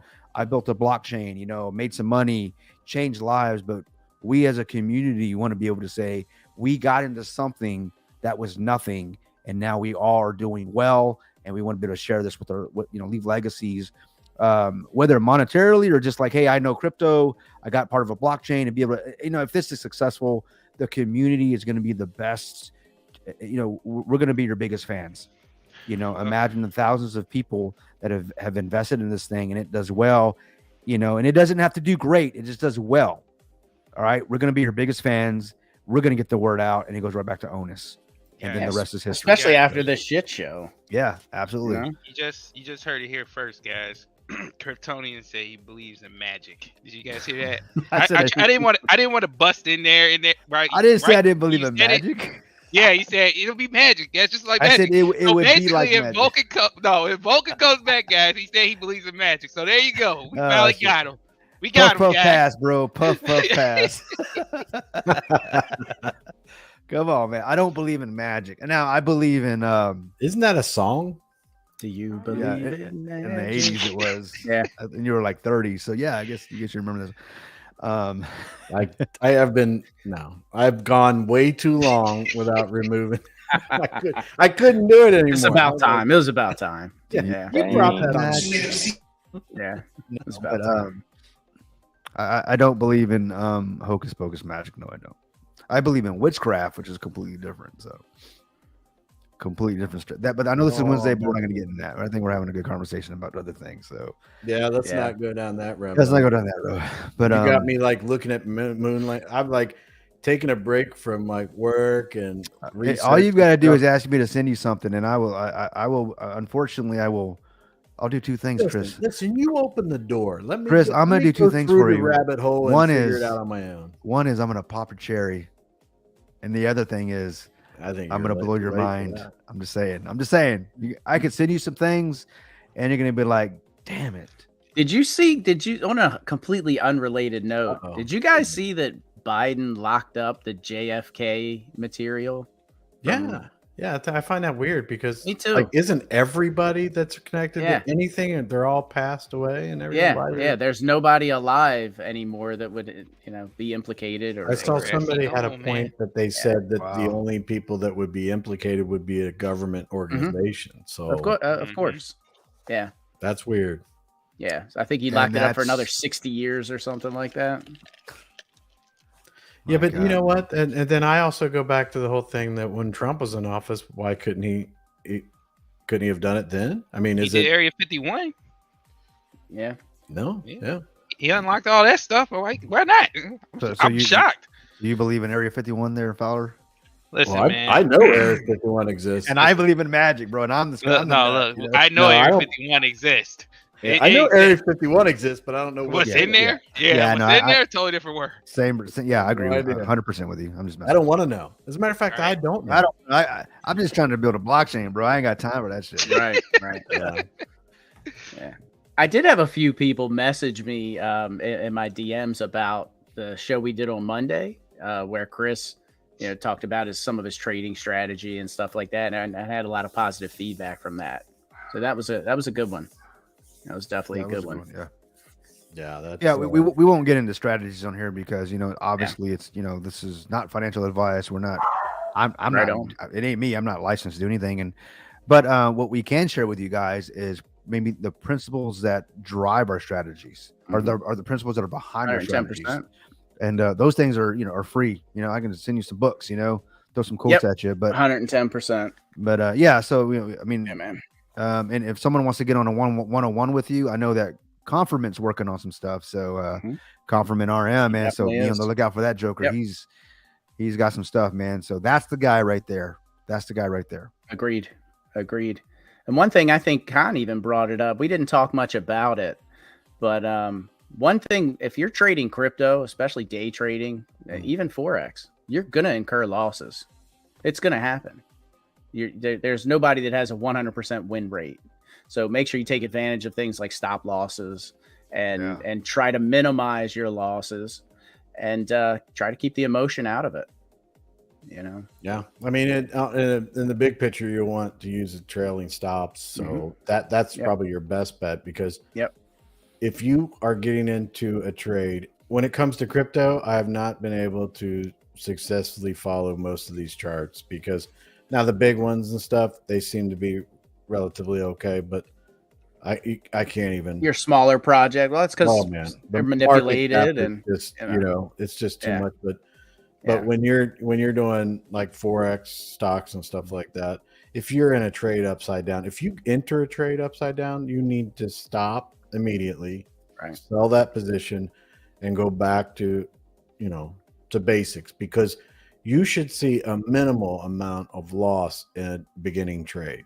You actually should be in the position where you're gaining the whole way, and your biggest thing would be a trailing stop.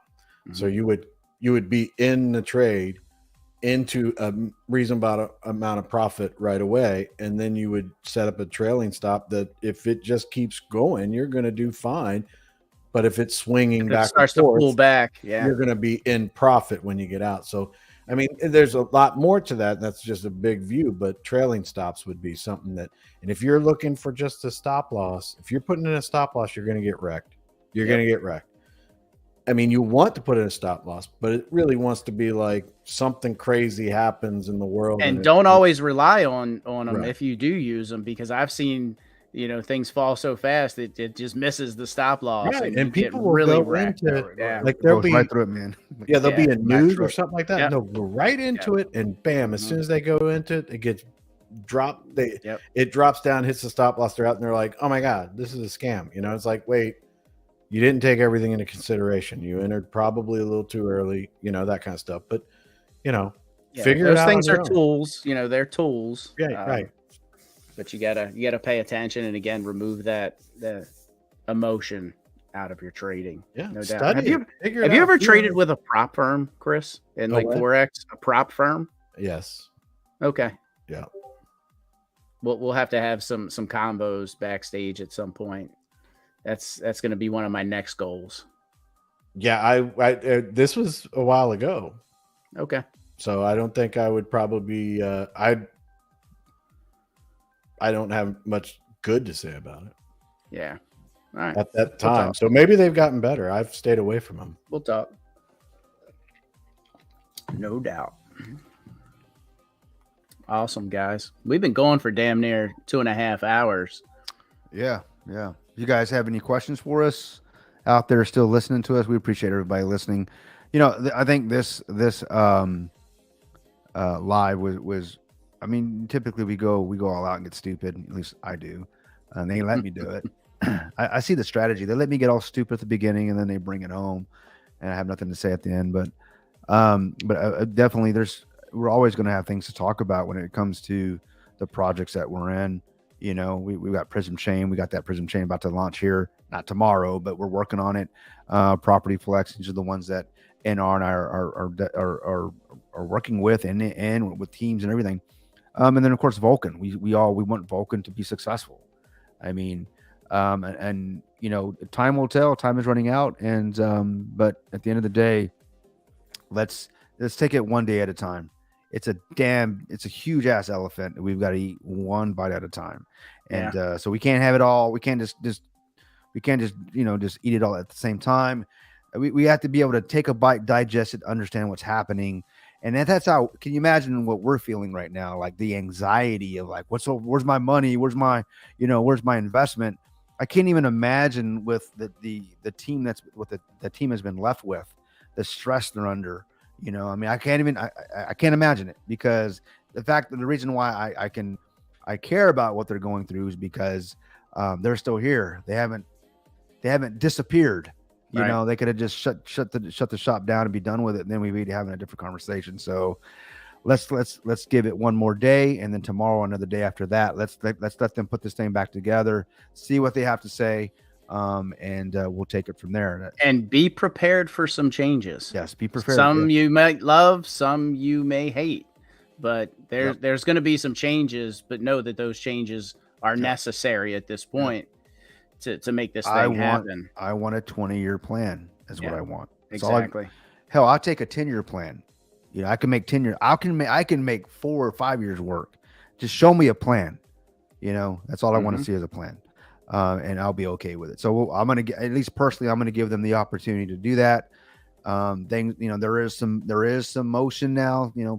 Announcements are starting to drop. They're starting to kind of drop some seeds. Hey, team being rebuilt or being restructured, some reorganization. And I've been involved in many acquisitions where there's reorganizations. VPs are in, VPs are out. And for those, for those that are actually part of the teams or either doing the work or whatever, even the consumers in that regard. And we are the consumers of this product. Unfortunately, it is what it is. We just have to kind of let them do their thing. This isn't a pass, guys. This is just an opportunity. I'm giving them the opportunity to make this right. All right, let's do that. That's all I want to say about as far as what we were talking about tonight. You know, we talked about a couple of things, but I just wanted to kind of the 5 takeaways that I have, at least what we talked about, the Vulcan specifically, because, you know, there was some announcement tonight and we wanted to talk about it. So.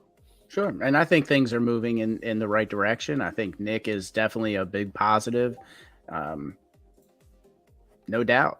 And yes, I have made some money on some tune forks, but you definitely have to be careful. But I'm always down with a good tune fork. Did you guys see Sunny T what she was saying about the thumbnail of the Let's Get Real. Yeah. This one right here. Yeah. It's time to get real, the new core team proposal. And I think they're working on that still. I think they have most of it, probably a pretty good idea of where they're going with it. And should be interesting. Yeah. Yeah. So, I mean, it's all right. So what do you guys, so before we sign off, I would love to hear your thoughts on what do you think those changes may be, and what do you think a reasonable time frame do you think that the team's going to take to potentially give us some sort of main net? And I know that it all depends on what these changes are, and nobody can really predict what they're going to do, and we haven't really seen anything yet. But I would just like to hear what you guys think about what those potential changes could potentially be, and possibly how long you think before we may see a main net. All right. So for me, the changes I'd like to see, one of them is the restructuring of the team, the reorganization, on paper, on purpose. That looks to be happening. And I think to kind of finalize that is actual proof in the pudding that, and I mean real proof that Brian absolutely has no stake in this at all. Influence, stake, participation. In fact, Nick said that, he alluded to that. Actually, he didn't allude to it. He said it, non-negotiable, which means he walks. If Brian, and I love that. That was one of my favorite parts of Nick's statement. Yeah, I mean, he didn't mesh any words there. He said non-negotiable. Like this isn't even a conversation we're going to have. Sure. Oh, Brian's here. Okay, I got to go. Bye. Yeah, because the whole community's thinking and feeling that, and Nick's statement just kind of resonated with the whole community's thinking and feeling. Yeah. So I think for me, that's one of the changes, that they're moving in the right direction. And number 2, when it comes to the tokenomics, I want taxes. I want my node to participate in the tax. We want what we were sold. That's it. Yeah. And it doesn't have to be 10%, 20%. I'll be okay with whatever makes the blockchain sustainable, as long as I'm getting some taxes. And if we still have rebasing involved, I'm still getting some of that. That's fine with me, but just give me back what was sold to me. I mean, there's no reason in the world why you can't do that. Nick even said it's doable. So, and I mean, and I think one of the things is I would like to know why it was taken from us. Like why the change, why the pivot? Was there not enough money? Well, we know that it wasn't, but I'm talking about as far as liquidity. But yeah, so give us back what was sold. I'll be okay with that. And regarding the tokenomics, just make it sustainable. Give me and what I want to see from the team is a 20-year plan. And the cool thing about that is, or I wouldn't say the cool thing, I would say the empowering thing about that is when you throw that plan out there, there's going to be a lot of people looking at it.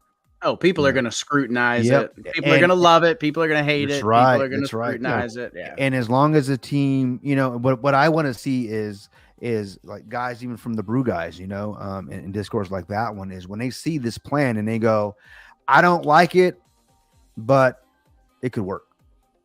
That's what I want to see, because they've done that. They've said, look, I don't like it. It's not my jam, but it could work. I've seen them give some really honest feedback on projects they just thought were just, not going to work. And then after things were restructured, I've been through a lot of their channels, man, and they come at you with, look, they just want, because at the end of the day, if you choose to invest in this thing, that's on you, but they don't want you to invest in something that where it hurts the investor and the space. So as long as the team keeps, and I guess my thing is the three things I have, in closing, one is the restructuring of the team. Number two is what we're getting. Number two is give us back what we sold. And number three, be open to the communities, not just our community, but other communities, to make the thing better, not to be taken down, but to make it better and to make it sustainable. Then that's what I want to see. Now, and there's a lot of in-betweens, but what about what specific changes? Main one, just give me back what we had on what we offered on the nodes, and I'll be okay with that moving forward. But yeah, I hope that answers your question. I hope I didn't. So you don't really care if they mess with the power pool or the flex or any of that stuff? No, I don't, because that was never even an option before they took the taxes away. So that came after the fact. So that was to offset hey, you're not getting taxes, but you're getting this, right? Guys, yeah, guys, guys. So, and as far as timeline, I think you asked me, right? Yep. I would say I would like to see it before the end of the year. I think, can you make it happen? Absolutely, you guys can make it happen. There is no reason in the world why you can't bring this sooner than later. Of course, I don't want it rushed, but I think now, more than anything, you guys now have real focus. Not that Jason and them haven't been focusing on the blockchain thus far, but there should be no more distractions. There should be the team waking up and they found out Brian, is doing crazy stuff. You know what I mean? There should be no more have to deal with that. They should be able to just straight up blockchain, get it done, do it right, do it once, right? So, but there it is. That's what I'm looking for. Chris Fowler. Fowler, you want to go first? Yeah. So, real quick, just to throw out this little announcement real quick. I set up the Twitter Spaces. Me and Chris, we set up for the Twitter Space tomorrow at 6 p.m. I'm sending out the tweet right now. I think Biz is gonna put out the link. I sent him the link, so I think he's gonna put out the link. So yeah, we're gonna make this happen, guys, because it's gonna make better exposure. You said the wrong time. It is 7 p.m. Eastern Standard Time. Sorry, man. It's not 6. Oh, my bad. Yeah. I forgot. You gotta do everything by Eastern Standard Time. I gotta speak you guys' language. You know what I'm saying? 7 p.m. Eastern. Nobody knows 6 p.m. Central is. It's Central. Everybody knows what Central is. It's the right time. But go ahead. Thank you. That's what I'm talking about. That Kryptonian and Central, man. The thing about it, before you continue, Fowler, look, I can go buy a phone, or I'll say a watch right now, and it's going to open up the box and it's going to be already set to Central Time. You know that, right? That, right? Yeah. No. Yeah. Because you live in a bubble. No, actually, because I have the Apple Watch and it goes off my phone. So you actually have an Apple Watch? I do. That's kind of monitor my heart rate. You get out here with you, it's like, oh my goodness. Is that one of those life alerts? Yeah, it's like stop. It shakes and it's like, don't listen to Kryptonian. I've fallen and I can't get up. I've fallen, I can't get up. Well, as long as you put me on that list, because I'll be there to help you out. But all right, sorry, Fowler, but go ahead, man. You'll be there to video it, and you'll release it. You'll be like, this I'm gonna laugh, but I'm gonna be on the way that I'm gonna be helping you as I laugh. There will be memes. But go ahead, Fowler. What are you talking about? We got the what is this? The Twitter what? The Twitter Space. Yeah. Twitter Spaces, guys. I put out the tweet. Biz put the link out there. Make sure you click that. Follow me and follow Chris and follow everybody that's on that tweet. But guys, save that. It's tomorrow, 7 p.m. Eastern. We're gonna go on there. We're gonna try to give it some more exposure, because Spaces is really just anybody who is anybody's friend is going to see the space, and if it pertains to them, and people are going to join in, and that's one place. You know what? You don't have to worry about being censored there. right? I mean, the only time I think we're gonna probably kick somebody out of there is probably if they go crazy, just being really Right. disrespectful and stuff like that. But this is where and it's all audio, guys. Nobody has to get on camera or anything. So everybody should be there, right? So we could just everybody could talk. This will be a way for a lot of people who may have even got exercise from Vulcan and Seifu and stuff. They'll be able to see, come in, voice your opinions. You'll be able to talk and everything. So we can all air all this stuff out and start to kind of like move on the right path. They'll see us. If they see us doing it, I'm pretty sure they'll be more inclined to work harder. So let's do that. Let's get that exposure going. But as far as me, as far as the blockchain, honestly, I want them to get rid of rebasing. But then You want rebasing just completely gone? No. I want it to. I want the auto staking of the rebasing, right? Like, so the whole, your tokens and stuff is growing every 15 minutes.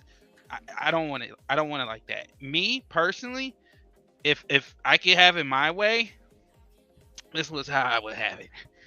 I would take away that, again, the auto staking rebasing. Keep the flex claim function. That helps the nodes. So however you fix the node issue, give them the tax and all this, to give you guys the tax and stuff. You'll get the transactions right there. That'll make more reason for people to do transactions, to use more gas, right? So that we have a use case for the blockchain itself. Again, we're not worrying about super amounts of inflation by the auto staking rebasing. Take that out, but still allow something to rebase where people can claim from that one thing that's rebasing versus every single wallet rebasing. That's pretty much what I'm saying. And I think that way that would give somewhat of a type of incentive. I think this claiming function should only be for a certain amount of time. Well, not a certain amount of time, but a certain amount of wallets that were engaging with the claiming within this time, because at a certain point, I would like that claim function to only be for people who've been here since the beginning, the older wallets, people who were, let's just say, within the first 6 months of the blockchain launching. Those people should be able to claim for the life of the blockchain, but newer wallets past that 6 months couldn't be able to access the claim function.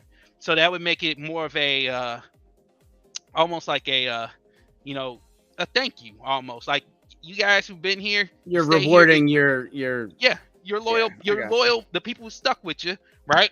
You're rewarding them, and that keeps them here to stay, but still take healthy profits, right? Because you want people to sell, right? You want some action. So I think that would promote it, because you're still, again, the flex. And so people are getting rebases. They'll probably, smart people are going to sell the rebases.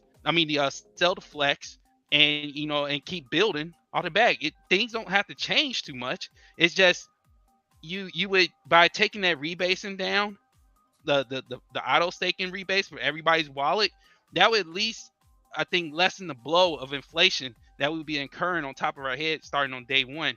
But it also, with the flex still being there and people being able to claim, they're still getting technically rebases. It's just not as it wouldn't be as frequent, right? Like, we wouldn't have to worry about every 15 minutes the blockchain sinking, right? So I think that's kind of what I would want to see. If you ask me what I wanted to see with the blockchain, that would be it, because I think that right there would kind of solve, and get rid of power pool, of course, get rid of all that stuff, but keep the flex, and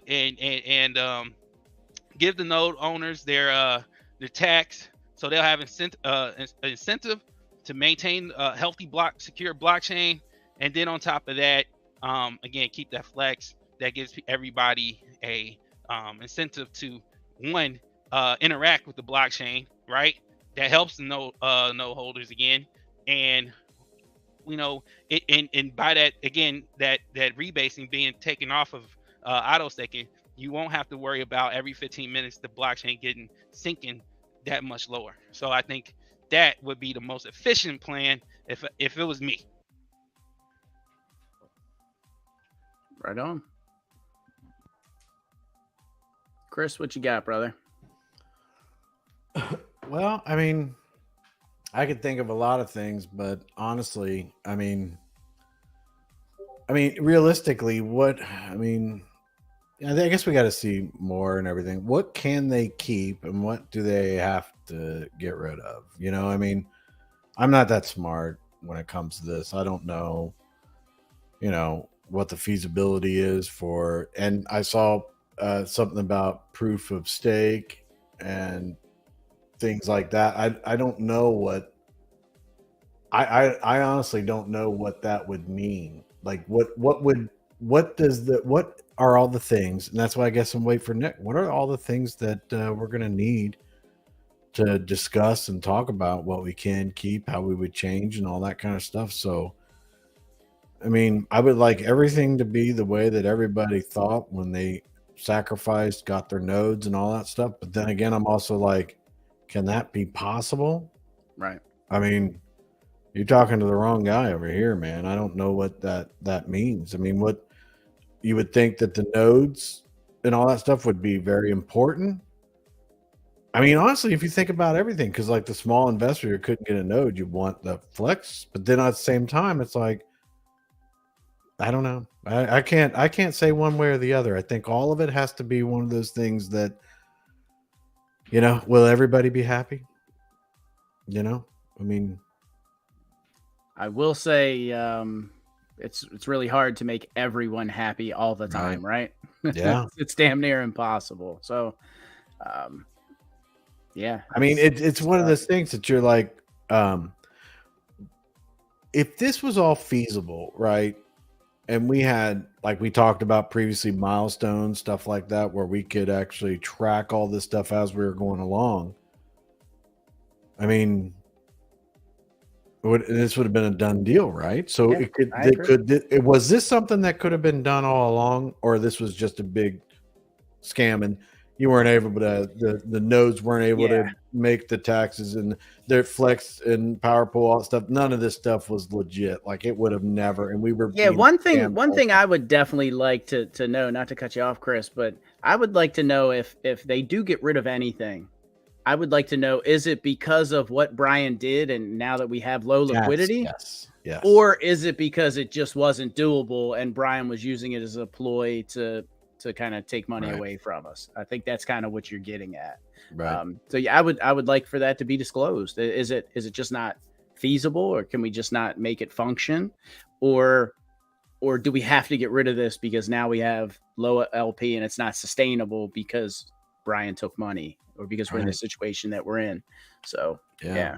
I mean, that's a tough one. So that's I mean, you can't even say. So I think that the team, the way they did things the last 24 hours, I think it's in the right direction. I think that I'm going to give Nick complete support. I hope that, in any way that I can. I mean, you don't need me. I obviously cannot help him in any way other than the public. Just be a cheerleader. Yeah. And see what his AMA is about and everything like that. Looks like it's going to be an exciting one, hopefully, for the whole community. Everybody starts putting some wins in our pocket, and all that. I'd like to see all that, but I don't know. I'm in that phase now where I am really on the sidelines because I have no idea what it would take to make it work. And like I said, like you were saying, was this even feasible? All along, and we're just being fed, all of us being scammed all the way through. I don't know. Yeah, definitely like to see that. What about time frame? What do you think as far as your time frame? Seeing this thing actually get to a main net, or? Well, I actually want it as quick as possible because I think that I want it as quick as possible. Right. You know what I mean? I want it. If we could snap our fingers, I'd want it right now, but we can't do that. I realize that. I don't want to be naive about it, but there's a lot of people out there, man. If you think about it, you seriously think about it. When Seifu launched, think about all the way back then, or when the first discussion of a blockchain came up. there are people that have been like, I'm going to hold and I'm not going to, and Mhm. you're talking people, a lot of the people that are in the community that are like, Yeah. man, I need this money. I mean, not being greedy, not being, they need, I need Yeah. to see something on my investment. So I hope it's as fast as possible. It's right. And it lasts for decades. And people are, the story it's a Cinderella story. That's what I hope. So Yeah. time wise, you're talking to the wrong guy because I have no idea. You couldn't even, like I told you, I have no idea what it takes to make a blockchain. And I don't know any kind of timeline or milestones that would be legit. They could put something in a piece of paper and I'd be like, oh, man, okay, sounds like right to me. I don't know.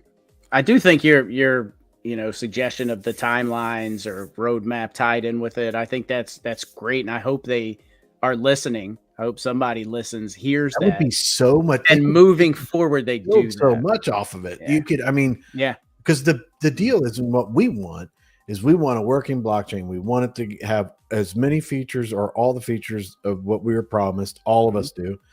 And we want it working and we want it launching and we want to build. Now is the time every single day that the team and the community needs to be building this up for a launch. But now I guess it's more after Nick's AMA next week. He might come out and be like, we're all in trouble. Yeah, or he might no be like, doubt. we can do this. I want to say something. I saw a comment. I think I saw a comment, and it says that I've got kind of the DP mentality where I'm only thinking about myself and my node. I just want to be clear. No, of course not. I want those because I mean I was fortunate to get a node, right? I was of the 1,500 of us with whatever, or at least 500 of the non-light nodes. And that's the only reason why I got in to the Vulcan blockchain. I was already in SafeWX, took my investment out, and I had some gains, and I got a node. I never would have bought into this. I never would have bought a node had the taxes not been a part of it. So of course, if I didn't have a node and I still sacrificed some of my SafeWX for Vulcan, then I would have it back, which I do. So of course I would like it to rebase. I'm not saying that I don't want it to rebase or anything like that, and just give me the taxes off the nodes. Not at all. I just don't see it being sustainable with the liquidity that we have or that we don't have. So I guess to clear it up is I would like to have, and Chris even said this, I would like to have all the things that we were promised, the flex, the power, and all these things.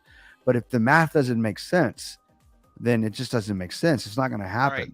The math ain't math. Yeah, if the math ain't mathing. Yeah, the math ain't mathing. So, but that doesn't mean that the blockchain can't still be. Let's say they had to take out the rebasing. This doesn't make sense. The math isn't there. But I still invested enough money to build the actual network with one of my nodes. Therefore, that's why I would like. That was my investment, not the rebasing. Right. So I'm coming at it as an early investor into the network because this is that's how I saw it. But if the math ain't mathing, as Fowler said, but me still having my bag in Vulcan, I'm still early because if it takes off, imagine getting in, buying BNB when it was pennies, now it's $300-400. So there's still opportunity to go up if the blockchain is successful. Would I like to see my bag just rebase? Yes, if it's sustainable. If not, I want it to. Remember, I said this. This isn't about me and my taxes. This is me for I want a 20-year plan here. Sure. Because over 20 years, just using that as a number, 10 years, I can make that work. It's not making me rich. It's making me, I would say it's bringing me passive income where I can use that income, to put in other things that will make me rich, and it'll make you whole. Yeah, to make me whole for sure. Right. Of course. I just want to be made whole. And I would love for my Vulcan bag, to rebase if it makes sense mathematically. If not, doesn't make sense, then why would I want that? Because if it ain't going to rebase, and it doesn't matter what I get on my taxes. I mean, if it rebases and it's not going to work mathematically, it wouldn't matter if I got taxes off the node because the blockchain ain't going to last. Ain't going to last 6 months, a year, whatever it is. I mean, ain't going to last. So just understandably, I'm coming at it more of I want to be made whole, but I want it to be sustainable. And but I hope that makes sense. Because whoever posted that comment, this isn't about me. This is about the blockchain, and I'm looking for a long-term goal here. This was always a long-term play for me. That's it. No doubt. Obviously, I mimic the sentiments of all three of you guys. I definitely, I spent well over of $250,000 to acquire nodes because I believed in this thing, and I was sold one thing, but I ended up getting another. So obviously the node tax is very high up on my list. I also want to see something done with those Brian Legend wallets. And it needs to be something where he can't get around it. It can't be a KYC where, he can have someone else KYC and still hurt the community. So something really needs to be done about the Brian Legend influence, those wallets, anything that he may have, in there, that really needs to be dealt with. And all of that needs to be transparent, whether it's a blacklist and burn those tokens, which is probably the best route, because I feel like a KYC he can get around.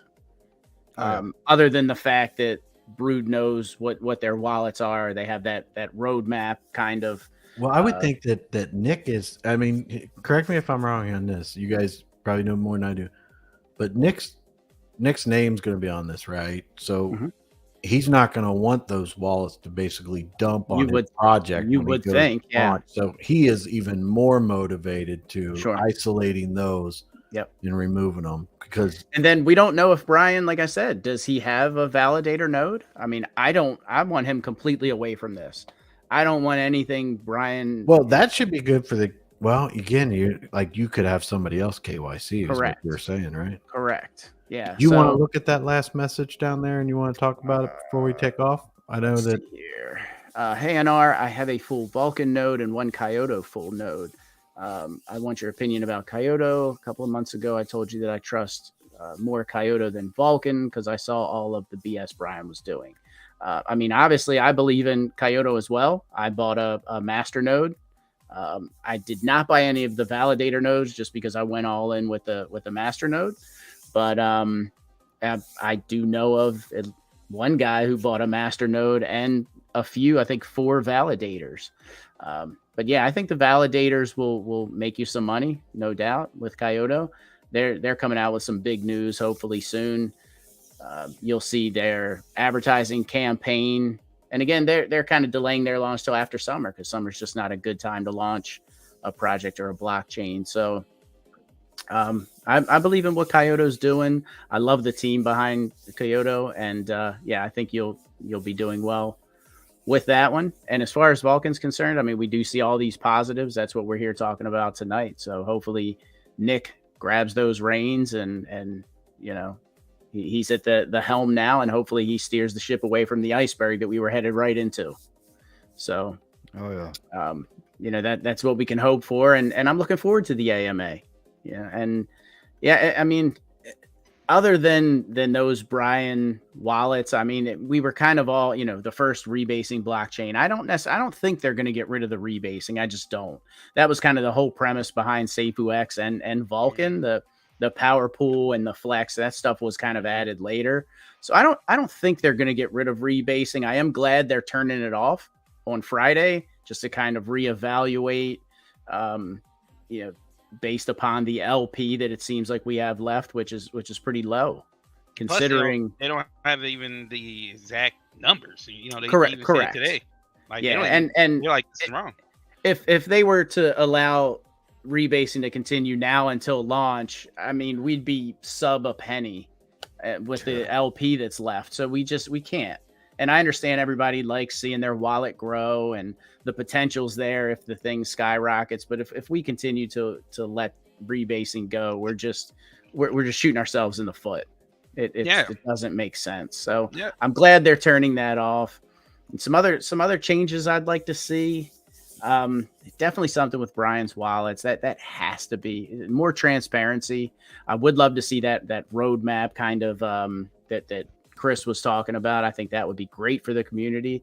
It'd be great for transparency, and it kind of rallies the community as well. Hey, we got one. We hit one one of those goals that we were shooting for, and we hit another one, and it just, it's good for morale as well to see that you check those boxes off. So yeah, I agree with Chris. I think that's a great idea. Do I think we should rush it and just throw the blockchain out there and just say we'll worry about the flex and power pool stuff later? I don't. I do think we get it out as soon as possible, but strategically and methodically, and it has to make sense. So, let's see where it goes. And I think they can get it done by Q4. I think they can do it by the end of the year. I think at one point I heard Nick or might have been Nick, who knows if it was Brian, if it's actually true, but they said that 80 to 85% of it was already done, and this was a few months ago. So we shall see. But yeah, really looking forward to it. And hopefully Nick is our guy. We're tapping into the bullpen at this point. If you're a baseball fan, we're bringing in the relief pitcher, and hopefully he can get some strikeouts. Yeah. So yeah, no doubt. Yeah. Oh, go ahead. No, go ahead, man. Go ahead. No, I was just gonna agree with you, man. I don't think they're gonna turn off the rebasing, but that's why I threw out like my idea, everything. Well, even if, right, you don't want to say everything you worked up to this point with this blockchain and is built around rebasing, you don't have to necessarily change the whole blockchain, just the way it works. And I honestly believe if we could just, instead of rebasing every wallet, and just maybe like rebase one wallet, and that wallet is like whatever comes out for flex, and everybody's able to access that who has a wallet, I think that would, one, it would make sure the blockchain wouldn't be a waste of time and starting all over. You can still keep the blockchain. You can handle all the things. You can even because if you restructure this stuff right, like you guys said, you want taxes, a little something for taxes, right? Well, turn down the transfer tax. Turn down the transfer tax. I'd like to see the transfer tax go away. I've never been a fan of transfer taxes. Yeah, if I want to move something from a cold wallet to a hot wallet, I shouldn't get charged for that. Yeah. I've never been a big fan of transfer taxes. I would like to see that go away. I understand that there needs to be taxes if you're giving people these rewards and stuff like that. I'd rather have a buy and sell tax that's a little bit higher than hit me on a transfer tax. If that makes sense. I mean, like you said, like if we had all these gimmicks to pay for, you want to add taxes, but that's why I said take away power pool, keep the flex, like you said, reorganize the tokenomics a bit. I'm sure there's somewhere tax can come out of to give to nodes. I don't know why it was taken away in the first place. When you really think about it, it was you could have got that tax money from anywhere. Like they were taking it from anywhere, like. And then on top of that, I mean, most blockchains, I think somebody said it other day, like blockchains really don't tax the actual gas coin, So you got it. This whole thing needs to be redone just to be appealing for people outside the outside this community, because if they start seeing something that's totally different than majority of the blockchains out there, they're going to be turned off. So why not just figure out the DEX, which most blockchains, that's where they get their, funds from anyway, is the DEX, because they're expecting high amounts of transactions through their main DEX. Yep. Yeah, no doubt, man. Yeah. All right, guys, we're gonna call it, man. We're going to 3 hours here. And my wife's blowing my phone up, but I really appreciate everybody coming out here. I think it was a very productive live. Hopefully everybody, we got your questions answered, and everybody got entertained at the same time. We're going to get through this. We always will. And I want to leave you guys with this. I think this is Tim Robbins. I like his books, man. If you don't know who Tim Robbins is, he's like a motivational speaker. He's Tony. I'm sorry. Robbins. Yeah. Tim Robbins. Tim Robbins is an actor. Tony Robbins. But he's made a lot of money, man. A shit lot of money. Basically speaking common sense, and he says expect change, analyze the landscape, take the opportunities, stop being the chess piece, become the player. It's your move, guys. Nothing ever goes as planned, so you have to plan for everything.